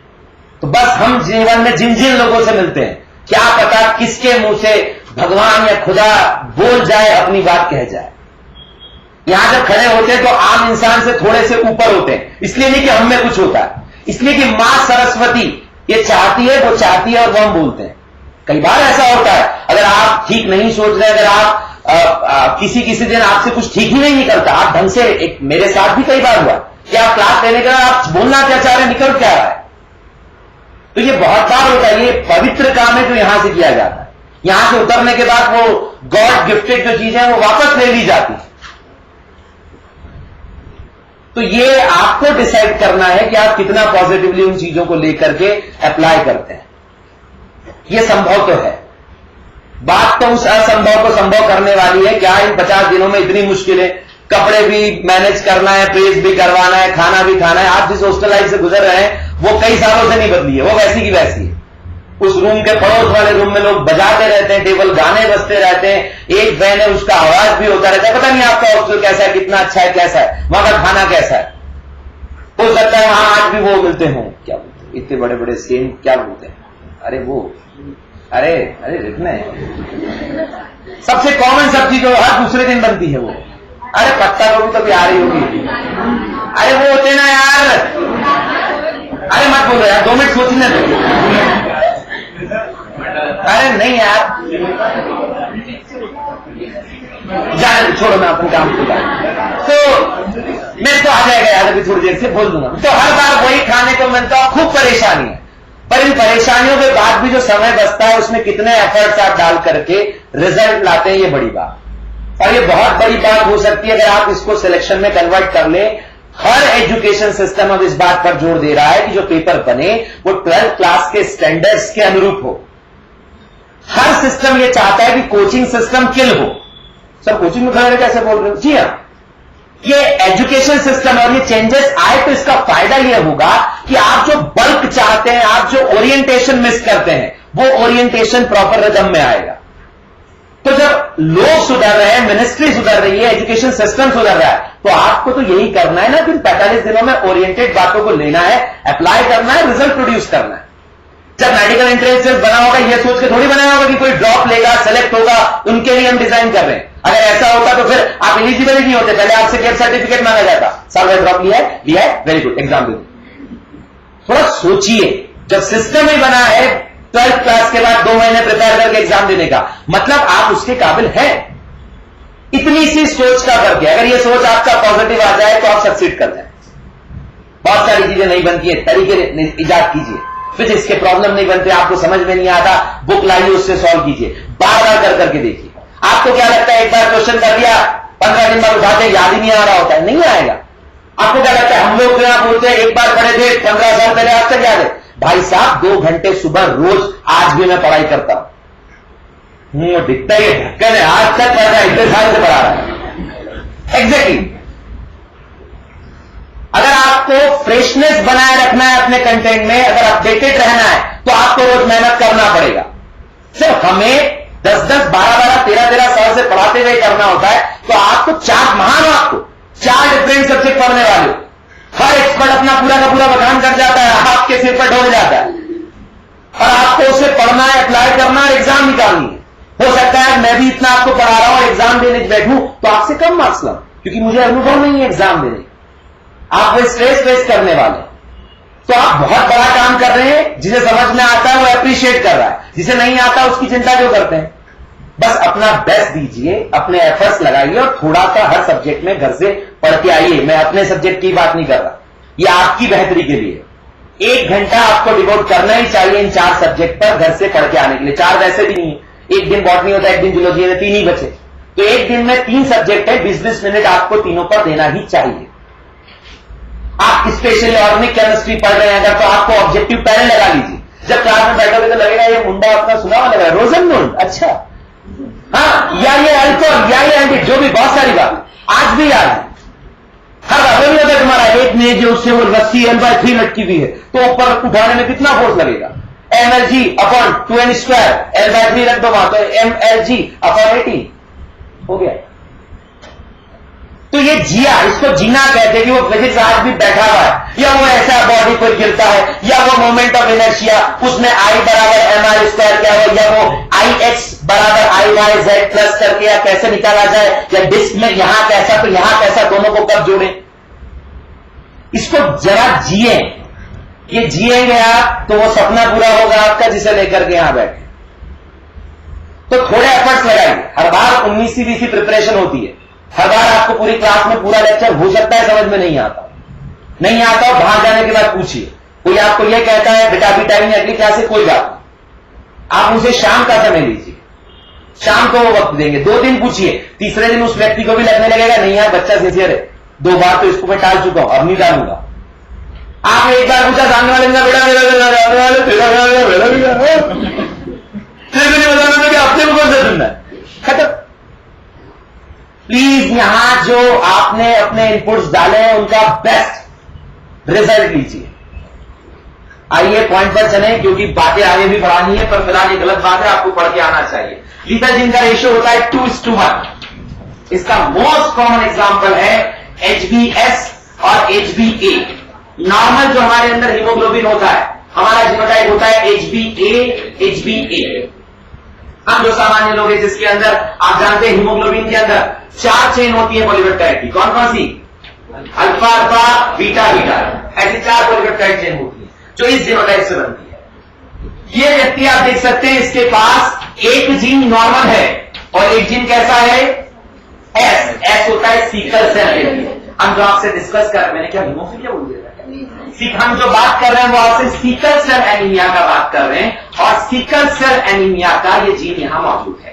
अगर मैं इनका क्रॉस कराऊं, ये 2 व्यक्ति हैं जिसके पास एक नॉर्मल और एक एस जीन है, अगर इनका मैं शादी करवाऊं, अगर इनका मैं cross करवाऊं, HbS HbS, HbA HbS, HbA, HbS और HbA, HbA। ये तो सब हो गया नॉर्मल। ये हो गया कैरियर, कैरी कर रहा है, जैसे ये थे वैसा ही ये हो गया। बेटा फोन पहले भी सुनता है, आज जरूरी सुनूंगा क्योंकि हमारे AIPMT के रिजल्ट आजकल में आने वाले। हेलो, रिजल्ट आया क्या बेटा? नहीं, मुझे नहीं पता, तेरे से पूछ रहा हूं। तो बेटा फिर मैं क्लास में हूं, बाद में बात करते हैं एक के बाद। हाँ, आज AIPMT के रिजल्ट आने वाले, आज या कल में। HbA हमने बात किया, यहां से चर्चा किया HbA, HbS का। ये सामान्य हुआ, ये जो दो लोग हुए ये कैरियर हुए, और इसकी बात करें तो इसके पास दोनों जीन जो है वो सिकल सेल एनीमिया के लिए, यानी उन्हें जी ये कंडीशन लीथल कंडीशन होती है, ऐसा इंडिविजुअल सर्वाइव नहीं करता, उसका डेथ हो जाता है। तो हम इसके रेशो कहते हैं 2:1, 2 कैरियर 1 नॉर्मल। क्या स्पष्ट है? अब मॉलिक्यूलर लेवल पर भी समझ लिया जाए, सिकल सेल एनीमिया में ऐसा क्या पहाड़ टूट पड़ा कि वो व्यक्ति जो है उसका डेथ हो गया, या सिकल सेल एनीमिया कहते किसको है? आप जो नॉर्मल आरबीसी लेते हैं वो नॉर्मल आरबीसी आपका कैसा होता है? बाइकॉन्केव। यानी आपको जब आरबीसी जो है वो सिकल शेप्ड हो जाए ऐसा, तो इसको कहा जाता है सिकल सेल एनीमिया। क्यों होता है ऐसा? शाबाश, कहां? बहुत बढ़िया, ये एग्जाम का क्वेश्चन है, ध्यान से सुनना। आता है, छपा हुआ मिलेगा पेपर में। जब एक किसी बीटा चेन में 6th पोजीशन पर ग्लूटामिक एसिड की जगह, ग्लूटामिक एसिड सुना हुआ क्या होता है? अमीनो एसिड पढ़े थे 20, उसमें से एक है। ग्लूटामिक एसिड की जगह जब वेलाइन आ जाए तो उसके कारण से जो पॉलीपेप्टाइड चेन है उसका शेप बिगड़ जाता है और आरबीसी सिकल शेप हो जाती है। तो उससे क्या हुआ सर? उससे बहुत प्रॉब्लम हुआ। जो ब्लड वेसल्स हैं, जब उसमें से ब्लड वेसल्स जिस तरह से डिजाइन है वो बाइकॉन्केव आरबीसी के लिए डिजाइन है, जब ये आरबीसी उन ब्लड वेसल्स में से जाता है तो इनका डिस्ट्रक्शन हो जाता है, और डिस्ट्रक्शन हो जाता है मतलब आप एक्सेसिव ब्लड लॉस को बियर कर रहे हैं या आपको ब्लड लॉस देखने को मिलेगा। हो सकता है ये आरबीसी जम करके उस आर्टरी को बंद भी कर दे, उसको जाम भी कर दे। इस कॉम्प्लिकेशन को कहा जाता है सिकल सेल एनीमिया। जो कैरियर हैं वो नॉर्मल लाइफ स्पेन कंप्लीट करेंगे। आप जानते हैं आरबीसी का काम होता है ऑक्सीजन ट्रांसपोर्ट करना, O2 का ट्रांसपोर्टेशन जो है वो आरबीसी का काम होता है। सिकल सेल आरबीसी जो होती है उसकी O2 कैरी करने की इफिशिएंसी उतनी अच्छी नहीं होती है, उसका बार बार डिस्ट्रक्शन हो जाता है, वो बार बार फ्रेगाइल होने के कारण से टूट जाता है। मतलब जिस व्यक्ति के पास सिकल सेल आरबीसी है वो उतने अच्छे से O2 का ट्रांसपोर्टेशन नहीं कर सकते। अब हम जो नॉर्मल यहां बैठे सामान्य, हम कुछ ऐसी एक्सरसाइज या ऐसा वर्क नहीं कर रहे कि हमें एक्सेसिव ऑक्सीजन की आवश्यकता हो। जो कैरियर व्यक्ति है उसके पास एक जीन नॉर्मल भी है, एक जीन सिकल सेल है, तो नॉर्मल आरबीसी भी है, सिकल सेल भी है। सामान्य पढ़ रहे हैं, खेल रहे हैं, नॉर्मल खेल रहे हैं, तब कोई दिक्कत नहीं हुआ, चल रहे हैं कोई दिक्कत नहीं हुआ। पर आपने बहुत तगड़ा एक्सरसाइज करना शुरू किया जहां आपको ऑक्सीजन का रिक्वायरमेंट बहुत ज्यादा है, या आप किसी हीवी एरिया पर चले गए, या आपने ऐसा कोई एक्सरसाइज शुरू कर दिया जब आपका ऑक्सीजन रिक्वायरमेंट बहुत बढ़ गया। ऐसे समय पर फिर इस व्यक्ति को नुकसान हो सकता है, या इसको तकलीफ हो सकता है, या इसको समस्या आ सकता है। अदरवाइज कैरियर इंडिविजुअल जो है वो सामान्य बना रहता है, उसको कोई तकलीफ कोई समस्या नहीं होती।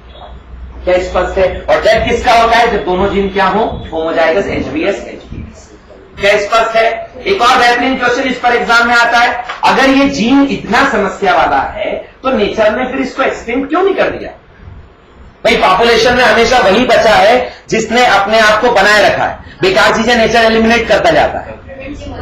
एग्जैक्टली जी। जो प्लाज्मोडियम का लाइफ साइकिल होता है वो सर जब आपको पढ़ाएंगे तो आप जानते हैं लाइफ साइकिल का एक पार्ट आरबीसी पर भी कंप्लीट होता है, और ये आरबीसी इतना फ्रेगाइल होता है कि जो प्लाज्मोडियम अपना लाइफ साइकिल यहां कंप्लीट करना चाहता है वो कंप्लीट नहीं हो पाता। इसके कारण से ऐसे व्यक्ति जो सिकल सेल के कैरियर हैं, जो सिकल सेल एनीमिया को कैरी कर रहे हैं, उनको कभी मलेरिया नहीं होता। तो सर मलेरिया नहीं होता तो नेचर ने जीन एक्सटिंक्ट नहीं किया? नहीं, हमारे लिए इतनी बड़ी समस्या नहीं। जो अफ्रीकन कंट्रीज है वहां मलेरिया एक बहुत बड़ी समस्या है, तो वहां अगर ऐसे लोग हैं तो उनको मलेरिया से बचना एक जीवन मिलने के समान हुआ। तो इसलिए एग्जाम में कई बार पूछा जाता है कि सिकल सेल एनीमिया का एडवांटेज क्या हुआ, तो मलेरिया से ऐसे व्यक्ति जो है वो प्रिवेंटेड रहेंगे, वो बचे हुए रहेंगे, सुरक्षित रहेंगे। क्या यहां बैठे हर व्यक्ति को पूरा बात स्पष्ट है? प्लीज बोले।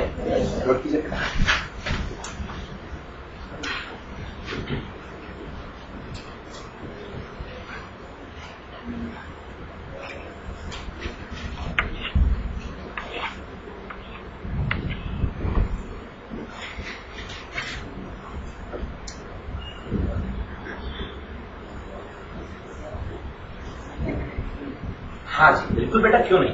हमने जो बात कहा वो कहा एक सामान्य व्यक्ति जो हम लोग बैठे हैं उनमें HbA जीन होता है जो सामान्य 4 पॉलीपेप्टाइड बनाता है, अल्फा अल्फा बीटा बीटा। इनमें एक प्रॉपर अमीनो एसिड का क्रम होता है। किसी व्यक्ति में अगर एक जीन HbS आ जाए तो उसके कारण से बीटा चेन में डिफेक्ट आता है, वहां 6 पोजीशन पर ग्लूटामिक एसिड की जगह आ जाता है बेलाइन। इसके आने से जो पूरा का पूरा हीमोग्लोबिन है उसका स्ट्रक्चर बिगड़ जाता है। चूंकि आप जानती होंगी हीमोग्लोबिन जो है वो आरबीसी के द्वारा कैरी किया जाता है। जब हीमोग्लोबिन का स्ट्रक्चर बिगड़ा आरबीसी का भी बिगड़ेगा, उसके कारण से आरबीसी हो जाता है सिकल शेप। बाइकॉन्वेंट था तो ज्यादा फ्लेक्सिबल था, ज्यादा इजीली वेसल्स में से ट्रांसपोर्ट कर पा रहा था जो ब्लड वेसल्स हैं आपकी। यहां प्रॉब्लम दे रहा है, फ्रेगाइल है, टूट जाता है, प्रॉपर ब्लड का जो फ्लो होना चाहिए वो भी मेंटेन नहीं है। ऑक्सीजन कैरिंग कैपेसिटी भी कम है, पर फिर भी ऐसे व्यक्तियों को जो कैरियर हैं ज्यादा दिक्कत नहीं, क्योंकि वो बहुत ज्यादा एक्सरसाइज नहीं कर रहे, कोई बहुत ज्यादा ड्रास्टिक O2 रिक्वायरमेंट नहीं है। लेकिन अगर बात किया जाए इसके एडवांटेज का तो ये आरबीसी का फ्रेगाइल होना एडवांटेज है, क्योंकि प्लाज्मोडियम को जो लाइफ साइकिल कंप्लीट करने के लिए आरबीसी चाहिए वो टूट जाता है, वो फ्रेगाइल हो जाता है। इसके कारण से ऐसे व्यक्तियों को जो कैरियर है मलेरिया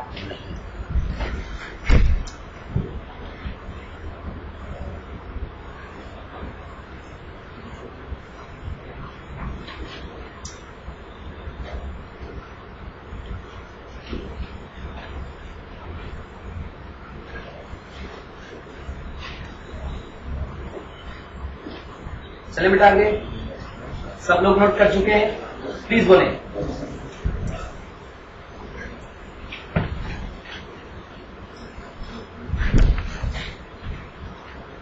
बेटा ये सारी इंटरेक्शन कौन सी थी? इंट्राजेनिक। अब बात कर रहे हैं इंटरजेनिक। इंटरजेनिक मतलब in between 2 gene, 2 different gene के बीच में होने वाला इंटरेक्शन। इंटरजेनिक इंटरेक्शन जो है उसके अंदर डिफरेंट रेशो का, मैं सीधा रेशो की बात कर रहा हूं, फिलहाल एग्जांपल्स पढ़ाने का वक्त नहीं। पहला कॉम्प्लीमेंट्री जीन, रेशो बोलो 9:7। कॉम्प्लीमेंट्री जीन का रेशो होता है 9:7। सप्लीमेंट्री जीन, पूरक जीन इसको हिंदी में कहते हैं, ऊपर वाले को कहते हैं संपूरक जीन। पूरक जीन का रेशो 9:3:4। फिर एपिस्टासिस, हिंदी में इसको बोलते हैं प्रबलता। एपिस्टासिस 3 प्रकार का, डोमिनेंट एपिस्टासिस, रेसेसिव एपिस्टासिस और डोमिनेंट रेसेसिव एपिस्टासिस।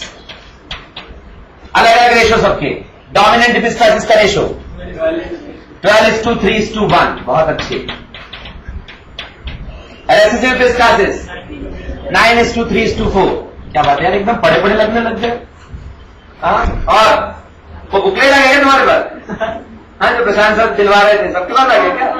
अच्छा अच्छा। और डोमिनेंट रेसेसिव एपिस्टासिस बोलो 13:3। Very good. जिन्होंने जवाब दिया उनसे एग्जाम्पल भी पूछूंगा और एक्सप्लेनेशन भी पूछूंगा, मजाक कर रहा है।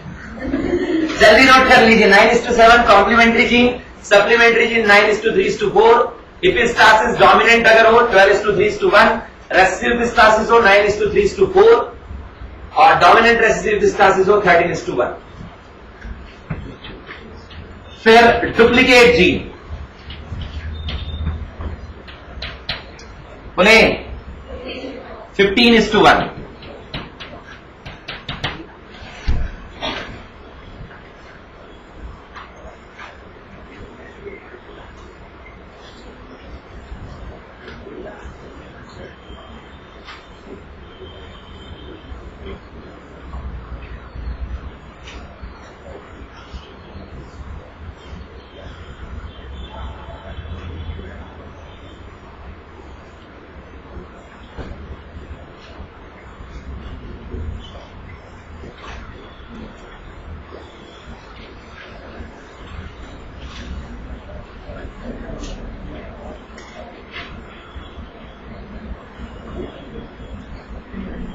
कोई है जो एग्जाम्पल बताए? कौन कौन इसके एग्जाम्पल्स हैं?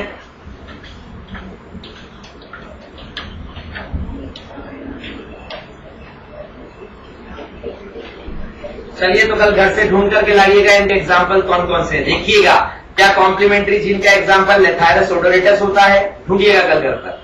फिर देखिएगा क्या सप्लीमेंट्री जीन का एग्जाम्पल कोट कलर इन माइस होता है। फिर देखिएगा घर पर इपिस्टासिस में क्या डोमिनेंट इपिस्टासिस के अंदर जो एग्जाम्पल है वो कूपर बीटा पैपो होता है। रेसेसिव इपिस्टासिस में वही कोट कलर इन माइस होता है। फॉल कलर जो होता है, जो एंडुलेशन फॉल होता है, उसके अंदर जो प्लमेज का रंग होता है, क्या वो डोमिनेंट रेसेसिव इपिस्टासिस का एग्जाम्पल होता है। डुप्लीकेट जिनका एग्जाम्पल देखिएगा क्या कैप्सेला बर्सा पैक्टोरिस और कैप्सेला बर्सा हिगरी के अंदर जो फ्रूट का शेप है वो एग्जाम्पल होता है। ये सब देखिएगा कहाँ? घर पर। इनमें से देखिएगा कितने मैंने सही बोले, जो गलत हो बेटा बताना, अगली क्लास में बाकी बेचेस को ढंग से पढ़ाऊंगा। हाँ, जाने का किसने बोला? कॉपी बंद कर दे, अपना कोई टाइम अभी हुआ ही नहीं है। तुम उनको बेटा पर्दे लगा दे, तो बेटा ये वाला पर्दा लगा, मन भटकता है। हाँ बस थोड़ा रहने दो, अभी टाइम है। इतना सहयोग आप मुझे करेंगे ऐसी उम्मीद है, अभी समय है हमारे जाने। अपन यहाँ लिखवा के ही आए हैं, जिंदगी अपना जो है वो समाज को समर्पित होने वाला है। अपना रेस्ट सिर्फ इतना होना है, एक सर्जरी करके आए, 10 मिनट का टाइम है, अच्छा म्यूजिक सुनने का, शेविंग वेविंग करवाने का, कुछ खाना है तो खाने का, फिर अगली सर्जरी करने जाने। क्या करें? भगवान ने अपने नसीब में लिखा है दूसरों को जीवन देना। आप समझ जाइए किस बात का इंपॉर्टेंस कैसा है और कहां फेशियल एक्सप्रेशन बातों से मैच नहीं कर रहे। अगर आप जाने की सोच रहे हैं तो फिर मेरे फेशियल एक्सप्रेशन ऐसे होने चाहिए।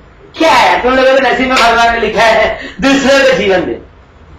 अब आप मेरे फेशियल एक्सप्रेशन समझ सकते हैं कितने विपरीत है। तो आपके नसीब में ऊपर वाले ने लिख के भेजा है कि आप लोगों को जीवन दो। आप एक सर्जरी के बाद दूसरी करोगे, दिन भर में 8-10 बाईपास आपके लिए मामूली बात होगी। कई लोग आपको दुआएं देंगे पैसे के साथ साथ। सवाल ही नहीं भाई, पैसे के साथ साथ ब्लेसिंग। और ब्लेसिंग दुनिया, अगर आप प्रैक्टिकल वर्ल्ड में जाएं तो ब्लेसिंग का इंपॉर्टेंस बहुत ज्यादा होता है। तो यहां तो पैसे भी दे रहे हैं, ब्लेसिंग भी दे रहे हैं। तो इसलिए डिसाइड आपको करना है कि क्या आपको 20 मिनट और पढ़ना है या नहीं। Come to the point. So duplicate gene का हमने बात किया, 15:1 एपिस्टासिस का बात किया, सप्लीमेंट्री जीन का बात किया और कॉम्प्लीमेंट्री जीन का बात किया। ये जो सारा इंटरेक्शन था अभी तक हमने बात किया, ये हमने कहा ये इंटरजेनिक है। उसके पहले हमने इंट्राजेनिक के सारे एग्जांपल्स को विस्तार से बात किया। आइए ये सारा जो मेंटलिज्म का बात था इसको खत्म करते हैं। मेंटलिज्म जो है वो पूरी तरह से बेस्ड है क्वालिटेटिव इनहेरिटेंस पर। क्वालिटेटिव मतलब जीन जो है वो जीन की संख्या इंपॉर्टेंट नहीं है। जरा गौर फरमाइए, capital Y, capital Y, capital R, capital R, क्या फिनोटाइप था इसका? Yellow and round. एक और जीनोटाइप बोल रहा हूं, ध्यान से सुनना।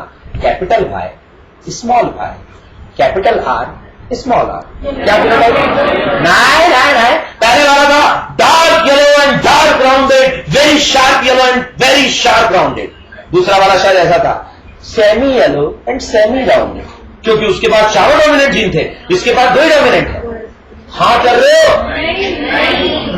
अरे मैं सिखाना चाह रहा हूं, तुम सही मान रहे हो? ऐसा नहीं हुआ था। चाहे चारों डोमिनेंट हो चाहे 2 डोमिनेंट हो, असर एक जैसा था। येलो और राउंडेड को आप अलग नहीं कर सकते थे कि ये चारों डोमिनेंट जीन के कारण आए या ये 2 के कारण आए। क्या स्पष्ट हुआ? मतलब जीन की संख्या इंपॉर्टेंट नहीं थी, जीन का नेचर इंपॉर्टेंट था। इसे कहा जाता है क्वालिटेटिव इनहेरिटेंस। क्या कहा जाता है? क्वालिटेटिव, जो क्वालिटी पर बेस्ड है। अब पढ़ने जा रहे हैं क्वांटिटेटिव। क्वांटिटेटिव मतलब अब जीन का नंबर इंपॉर्टेंट है। आपने कितने डोमिनेंट जीन लिए इससे फिनोटाइप चेंज हो जाएगा। क्या स्पष्ट है? तो हेडिंग डाल दीजिए क्वांटिटेटिव इनहेरिटेंस, मात्रात्मक वंशानुगति। मात्रात्मक नहीं बोला, मातृत्व वाली या साइटोप्लाज्मिक नहीं बोला, मात्रा, क्वांटिटी बोला। मात्रात्मक वंशानुगति या क्वांटिटेटिव इनहेरिटेंस, इसका एग्जांपल होता है पॉलीजेनिक इनहेरिटेंस।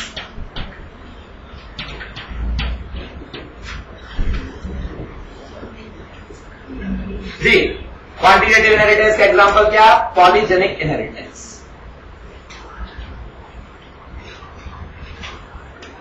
कौन बता रहा है पॉलीजेनिक इनहेरिटेंस का रेशो? 1:6 नहीं बेटा, पॉलीजेनिक इनहेरिटेंस का रेशो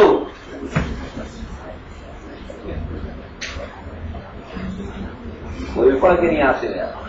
पॉलीजेनिक इनहेरिटेंस का रेशो होता है 1:4:6:4:1।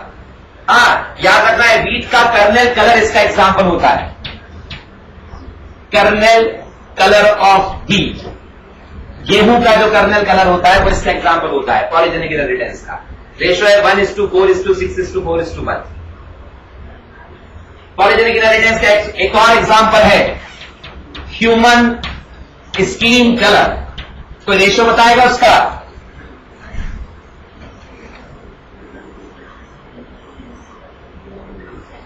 ये रेशो आया 2 पेयर ऑफ पॉलीजीन से।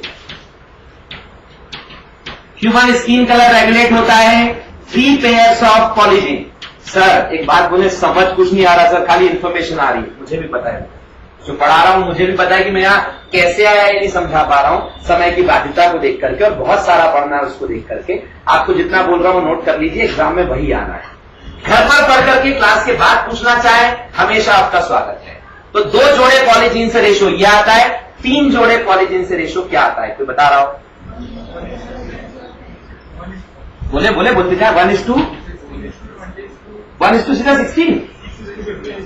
आराम से बोलो। 1:6:15:15:6:15:6 टोटल जोड़ो 3 पेयर ऑफ पॉलीजीन से हो रहे, मतलब टोटल 64 आना चाहिए। 64 हो रहा है क्या? 20, 15 और 15 30, 30 + 20 50, 6 और 6 12, 13 14, 50 और 14 64। क्या स्पष्ट है? तो 3 पेयर ऑफ पॉलीजीन का जो रेशियो आता है वो आता है 1:6:15:15:15:6:1।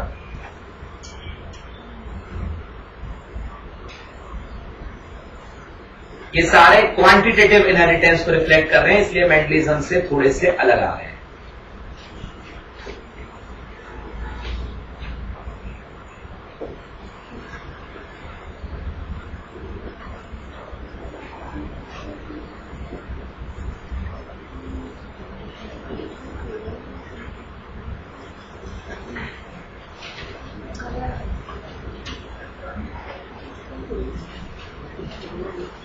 क्या आगे बढ़ा जाए? प्लीज बोलिए सब लोग। तो ये सारा बात हमने जो किया, ये मेंडलिज्म और उनके जो जुड़े हुए इंटरेक्टिव कंसर्न थे उनसे संदर्भित बात किया। आइए हमें आगे बढ़ना है लिंकेज की ओर, पर उसके लिए जरूरी है, आज की क्लास में हम लिंकेज की बात नहीं कर रहे हैं, लेकिन उसके लिए जरूरी है हमें क्रोमोसोम का स्ट्रक्चर पता हो। तो कुछ कॉमन टर्म्स में आपके सामने पुटअप कर रहा हूं, आप जवाब दीजिएगा। क्या होता है क्रोमोसोम? क्या होता है क्रोमोनीमा? क्या होता है क्रोमेटिड? क्या होता है क्रोमेटिन? देखते हैं, बोर्ड पर स्ट्रक्चर बना रहा हूं, आप में से कितने कितनों को पहचान पाते हैं और उनका सही जवाब दे पाते हैं।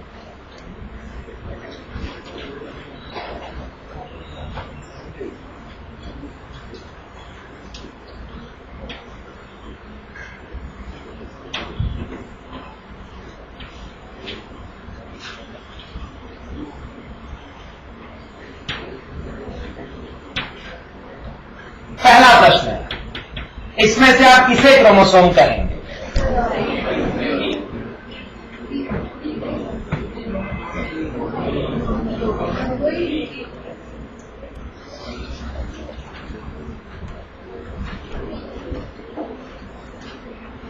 क्रोमोसोम कौन है? ए या बी?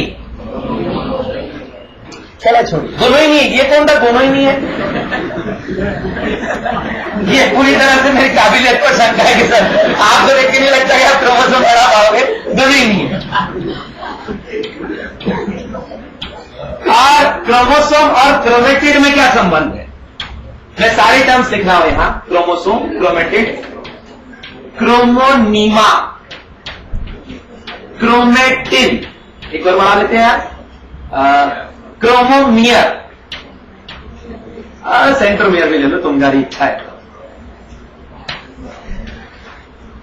सेंट्रोमियर तो ये हो गया, ये सबसे आसान था, तो इसका जवाब मैं दे सकता था, तो मैंने दिया सेंट्रोमियर। बाकी आप बताइए।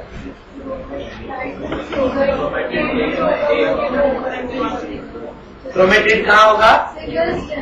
ये जो सिंगल स्ट्रैंड है ये क्रोमेटिड है। ये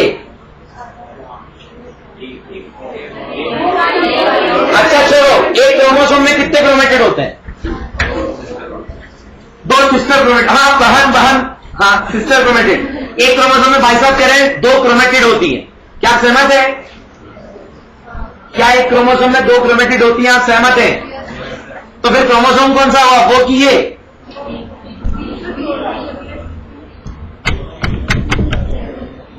11th क्लास में ये हम पढ़ रहे हैं। तो सर 11 छोड़े कितना समय हो गया?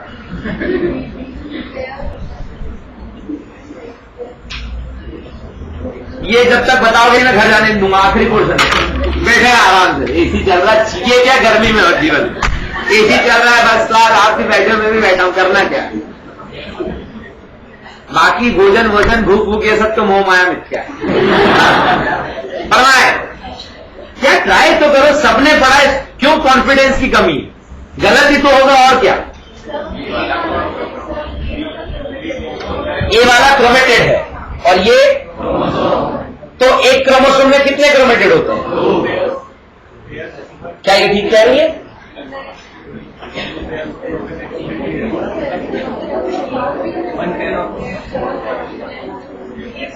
ये कुछ हद तक ठीक है, ये कुछ हद तक ठीक है। अगर ये क्रोमोसोम है तो इस क्रोमोसोम की ये दोनों क्रोमेटेड है। ये पूरी एक क्रोमेटेड है, ये पूरी एक क्रोमेटेड है। अब अगला प्रश्न जो थोड़ा सावधानी वाला है, इन दोनों में क्रोमोसोम कौन? अरे सर ऑब्वियस है इधर वाला, क्योंकि हमने पढ़ा है क्रोमोसोम में 2 क्रोमेटिड होती हैं। आपने गलत पढ़ा है।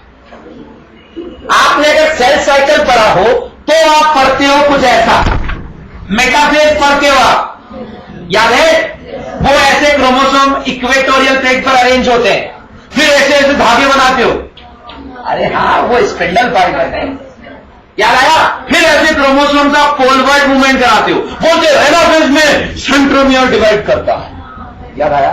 और ये एक क्रोमोसोम इधर और एक क्रोमेटिड इधर।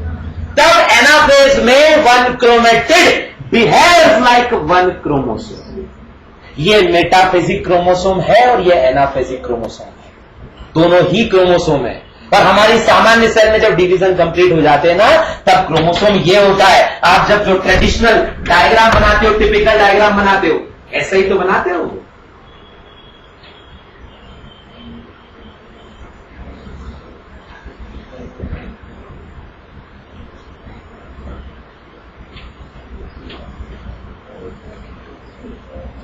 अरे बनाते हो ना ऐसा टिपिकल क्रोमोसोम का डायग्राम, तो बाकायदा ये हमारी सेल में क्रोमोसोम होता है। वो तो जब सेल वापस डिवीजन के लिए तैयारी कर रहा होता है तो पहले वो अपना जेनेटिक मटेरियल डबल करता है। ये बेटा माइटोसिस में यही सिखाऊंगा। What is mitosis? तो जवाब दूंगा, तुम्हारे यहाँ एक साथ 2 बच्चों का जन्म हुआ, सलमान खान ट्विंस, दोनों ने पैदा दिया। पापा 18 साल बाद हम दोनों को 1 करोड़ चाहिए। आपने तिजोरी खोली, कितने मिले? 1 करोड़। अगले 18 साल आप क्या करोगे? 1 का 2, मतलब 1 करोड़ को आपको करना है 2 करोड़, तब आप दोनों में 1-1 करोड़ बांट पाओगे। तो जब आपको क्रोमोसोम बराबर बांटने होते हैं, पहले डबल करने होते। तो नॉर्मल क्रोमोसोम एनाफेज में कैसा होता है? ऐसा।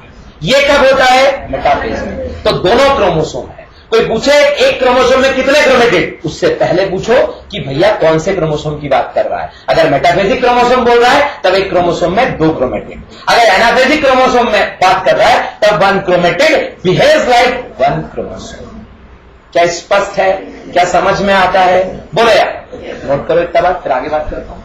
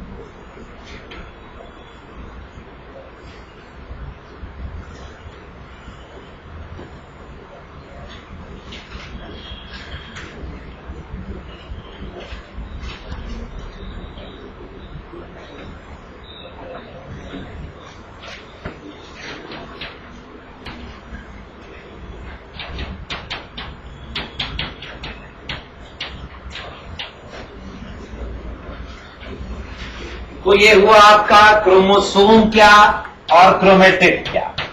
अब बचा क्रोमोनीमा और क्रोमेटिन।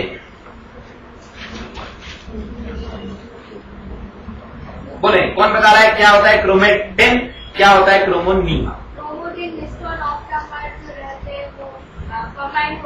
किसके साथ कंबाइंड होते हैं?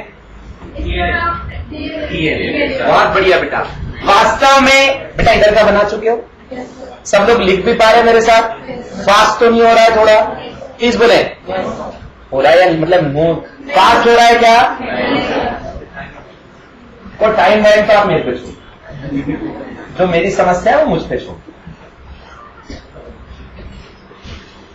हिस्टोन प्रोटीन पाए जाते हैं। हिस्टोन प्रोटीन कितने प्रकार के होते हैं? H2A, H2B, H3, H4 और H1। लेकिन H1 यहां कंबाइंड फॉर्म में नहीं आता।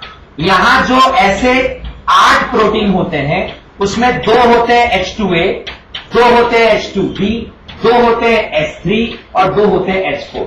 ये बॉल के समान होते हैं ऐसे, 2 बॉल ऐसी 2 बॉल ऐसी, 4 बॉल्स उनके ऊपर 4 बॉल। ये 4 का बना हुआ 4 के 2 की कितनी यूनिट? 4 यूनिट। तो 4 दूनी 8। इसको बोलते हैं ऑक्टामर, हिस्टोन ऑक्टामर। और इस पर लिपटा हुआ होता है आपका डीएनए। क्यों? क्यों? शाबाश। हमने कहा था डीएनए की लंबाई इतनी है कि यहां से चांद पर 40-50 बार आ जा सको, और वो इस अदमे से शरीर के अंदर है। अब अगर वो पूरा का पूरा ऐसा होता तब तो हमारी लंबाई भी चांद पर जाना आना 50 बार इतनी लंबी होती। पर उस स्ट्रक्चर को हमने छोटी छोटी सेल्स में रखा हुआ है। एक एक सेल में 46 क्रोमोसोम 2-2 मीटर डीएनए होता है। वो तभी संभव है जब आपने डीएनए को लपेट कर रखा। आप लपेटने गए डीएनए को, क्या हो गया सर? मैं ठीक हूं। डीएनए पर निगेटिव चार्ज है। जब आप निगेटिव को एक दूसरे के ऊपर लपेटोगे तो रिपेल करेगा, स्टेबल नहीं रहेगा। क्या सोचोगे? पॉजिटिव लो, उस पर निगेटिव को लपेट दो, स्टेबल हो गया। तो हिस्टोन पर होता है पॉजिटिव चार्ज। इसमें बेसिक अमीनो एसिड होते हैं जिन पर होता है पॉजिटिव चार्ज। और शाबाश, बहुत बढ़िया, वेरी गुड। एक कैडबरी पर तुम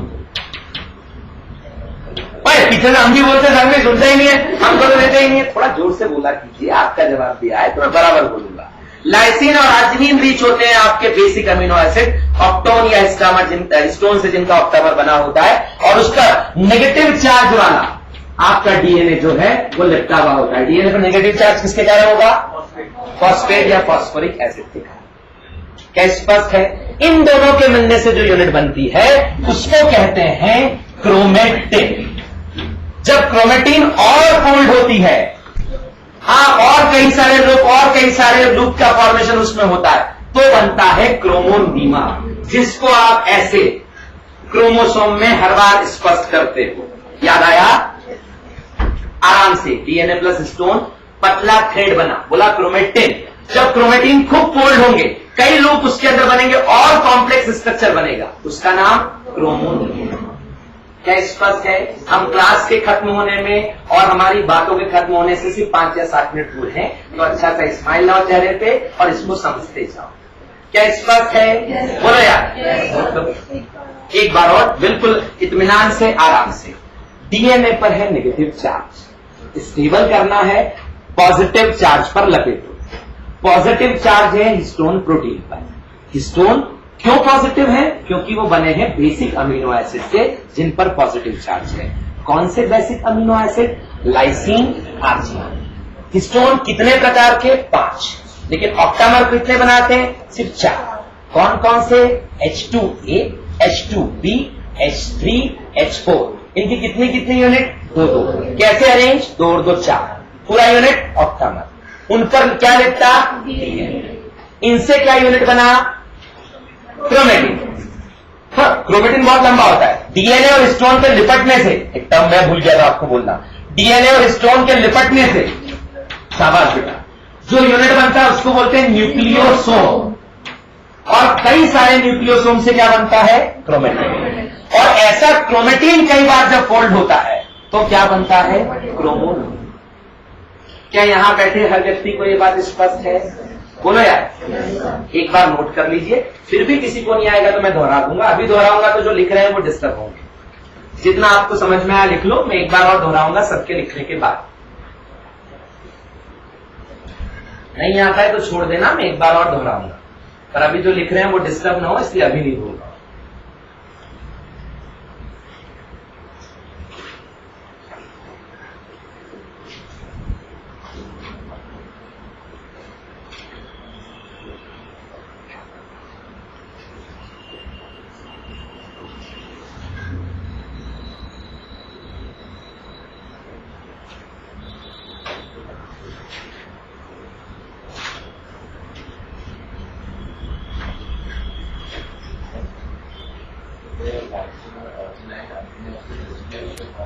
हाँ बेटा, क्या होता है? रेसिड्यू का मतलब होता है अवशेषी भाग। जब बहुत सारे आपके पास अमीनो एसिड जुड़ते हैं तो पॉलीपेप्टाइड बनता है। तो ऐसा बोलते हैं कि भाई ऐसा नहीं कि सिर्फ यही है, हमने संभल के बोला। हमने बोला जो स्टोन है वो स्टोन लाइसिन और आर्जिनिन रिच होते हैं। रिच होते हैं मतलब उनमें उन अमीनो एसिड का नंबर ज्यादा है। ये मतलब नहीं कि सिर्फ लाइसिन और आर्जिनिन से। आप में से जो फर्स्ट राउंड से लिख रहे थे क्या वो लिख चुके हैं? क्या मैं दूसरी बार दोहरा सकता हूं? मैंने कहा मेरे डीएनए की लंबाई बहुत है, उस पर नेगेटिव चार्ज है, मुझे उसे कॉम्पैक्ट फॉर्म में लाना है। क्या करूं? आपने सजेशन दिया नेगेटिव चार्ज को पॉजिटिव पर लपेटो, अट्रैक्टिव फोर्स के कारण से ये स्टेबल स्ट्रक्चर बनेगा। नेचर ने इसका जवाब ढूंढ करके निकाला। कुछ बेसिक अमीनो एसिड वाले प्रोटीन जो लाइसिन और आर्जिनिन कहलाते हैं, उनसे रिच प्रोटीन जिनका नाम आया हिस्टोन। हिस्टोन 5 प्रकार के होते हैं, उसमें से H1 के काम और अलग होते हैं, फिलहाल उनको डिस्क्राइब करने का वक्त नहीं। लेकिन जो हिस्टोन ऑक्टामर बनाते हैं, ऐसा पूरा यूनिट बनाते हैं जिस पर डीएनए लिपटता है, उसको कहते हैं H2A, H2B, H3, H4। इनकी 2-2 यूनिट मतलब टोटल हो गए 8। ऐसे 8 इसका नाम दिया इसलिए ऑक्टामर। ऑक्टामर पर जब डीएनए लिपटता है तो बनता है न्यूक्लियोसोम। ऐसे कई न्यूक्लियोसोम मिलकर बनाते हैं क्रोमेटिन के थ्रेड या क्रोमेटिन के धागे। ऐसे कई क्रोमेटिन फोल्ड हो जाने पर, कई क्रोमेटिन में और कॉम्प्लेक्स नेचर आ जाने पर बनता है क्रोमोनीमा। क्या स्पष्ट है?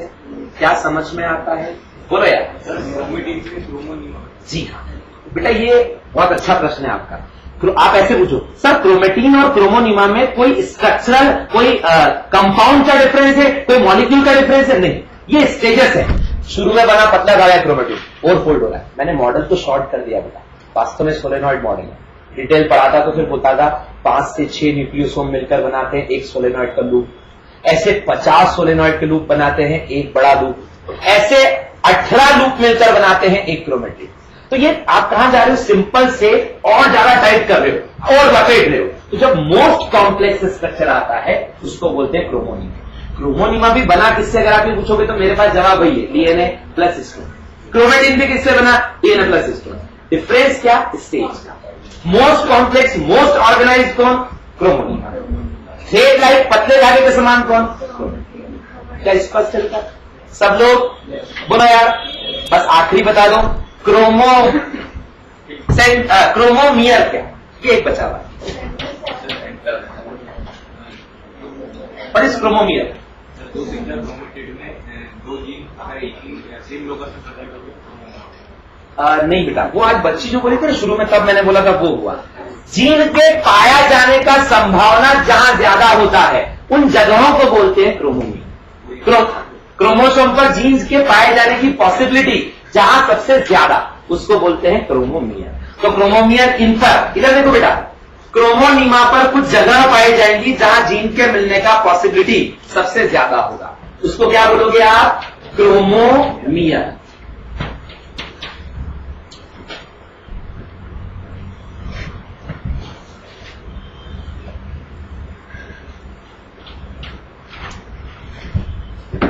क्रोमोमियर यानी वो पोजीशंस जहां जीन के मिलने का पॉसिबिलिटी सबसे ज्यादा होता है।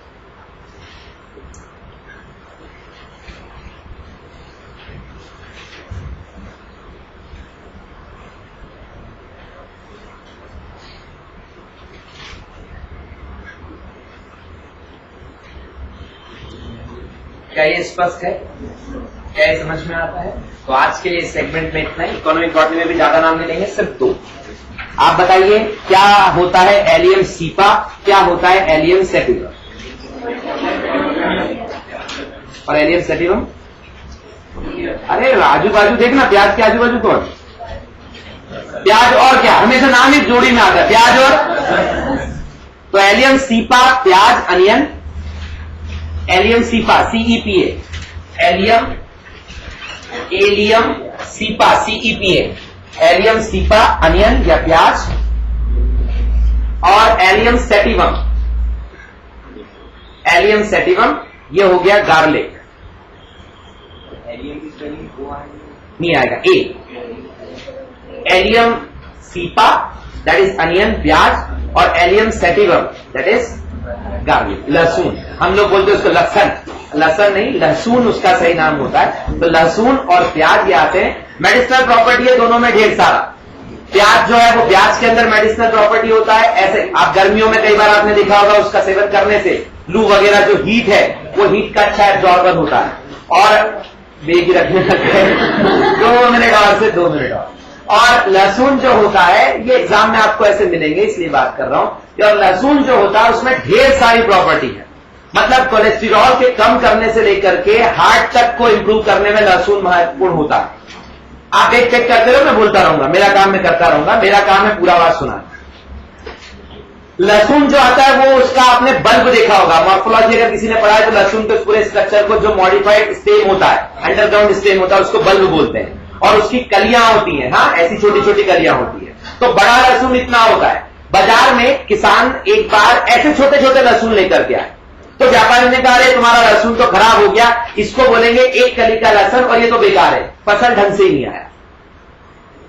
अगर अच्छा लहसुन 150 या 200 रुपए किलो मिलेगा तो शुरू में व्यापारी ने बोला इसका तो क्या पैसा दूं, फेंक दो इसको। आज एक कली का लहसुन और बड़ा लहसुन की बात करूं, अगर बड़ा लहसुन आज 200 रुपए किलो बिकता होगा तो एक कली के लहसुन का भाव होता है 1000 रुपए किलो। वो जो किसान के लिए व्यस्त था आज 5 गुने ज्यादा दाम में बिकता है। कारण जितने एलोपैथी के बड़े बड़े कार्डियोलॉजिस्ट और डॉक्टर हैं वो रोज सुबह एक कली के लहसुन का चबा जाते कच्चा और उसके बाद दूध पी जाते। ये प्रूव हो चुका है कि एक कली का लहसुन पूरा खाने से कभी भी आपको हार्ट के कॉम्प्लिकेशन नहीं हो सकते, हार्ट प्रॉब्लम नहीं हो सकता। जो वेस्ट था, जो बेकार था, डेवलप नहीं हो पाया, उसमें सारे न्यूट्रिएंट्स इकट्ठा हो जाते हैं और वो हार्ट के लिए सबसे बेस्ट टॉनिक होता है। So that is allium sativum. प्याज हुआ एलियम सीपा। Thank you.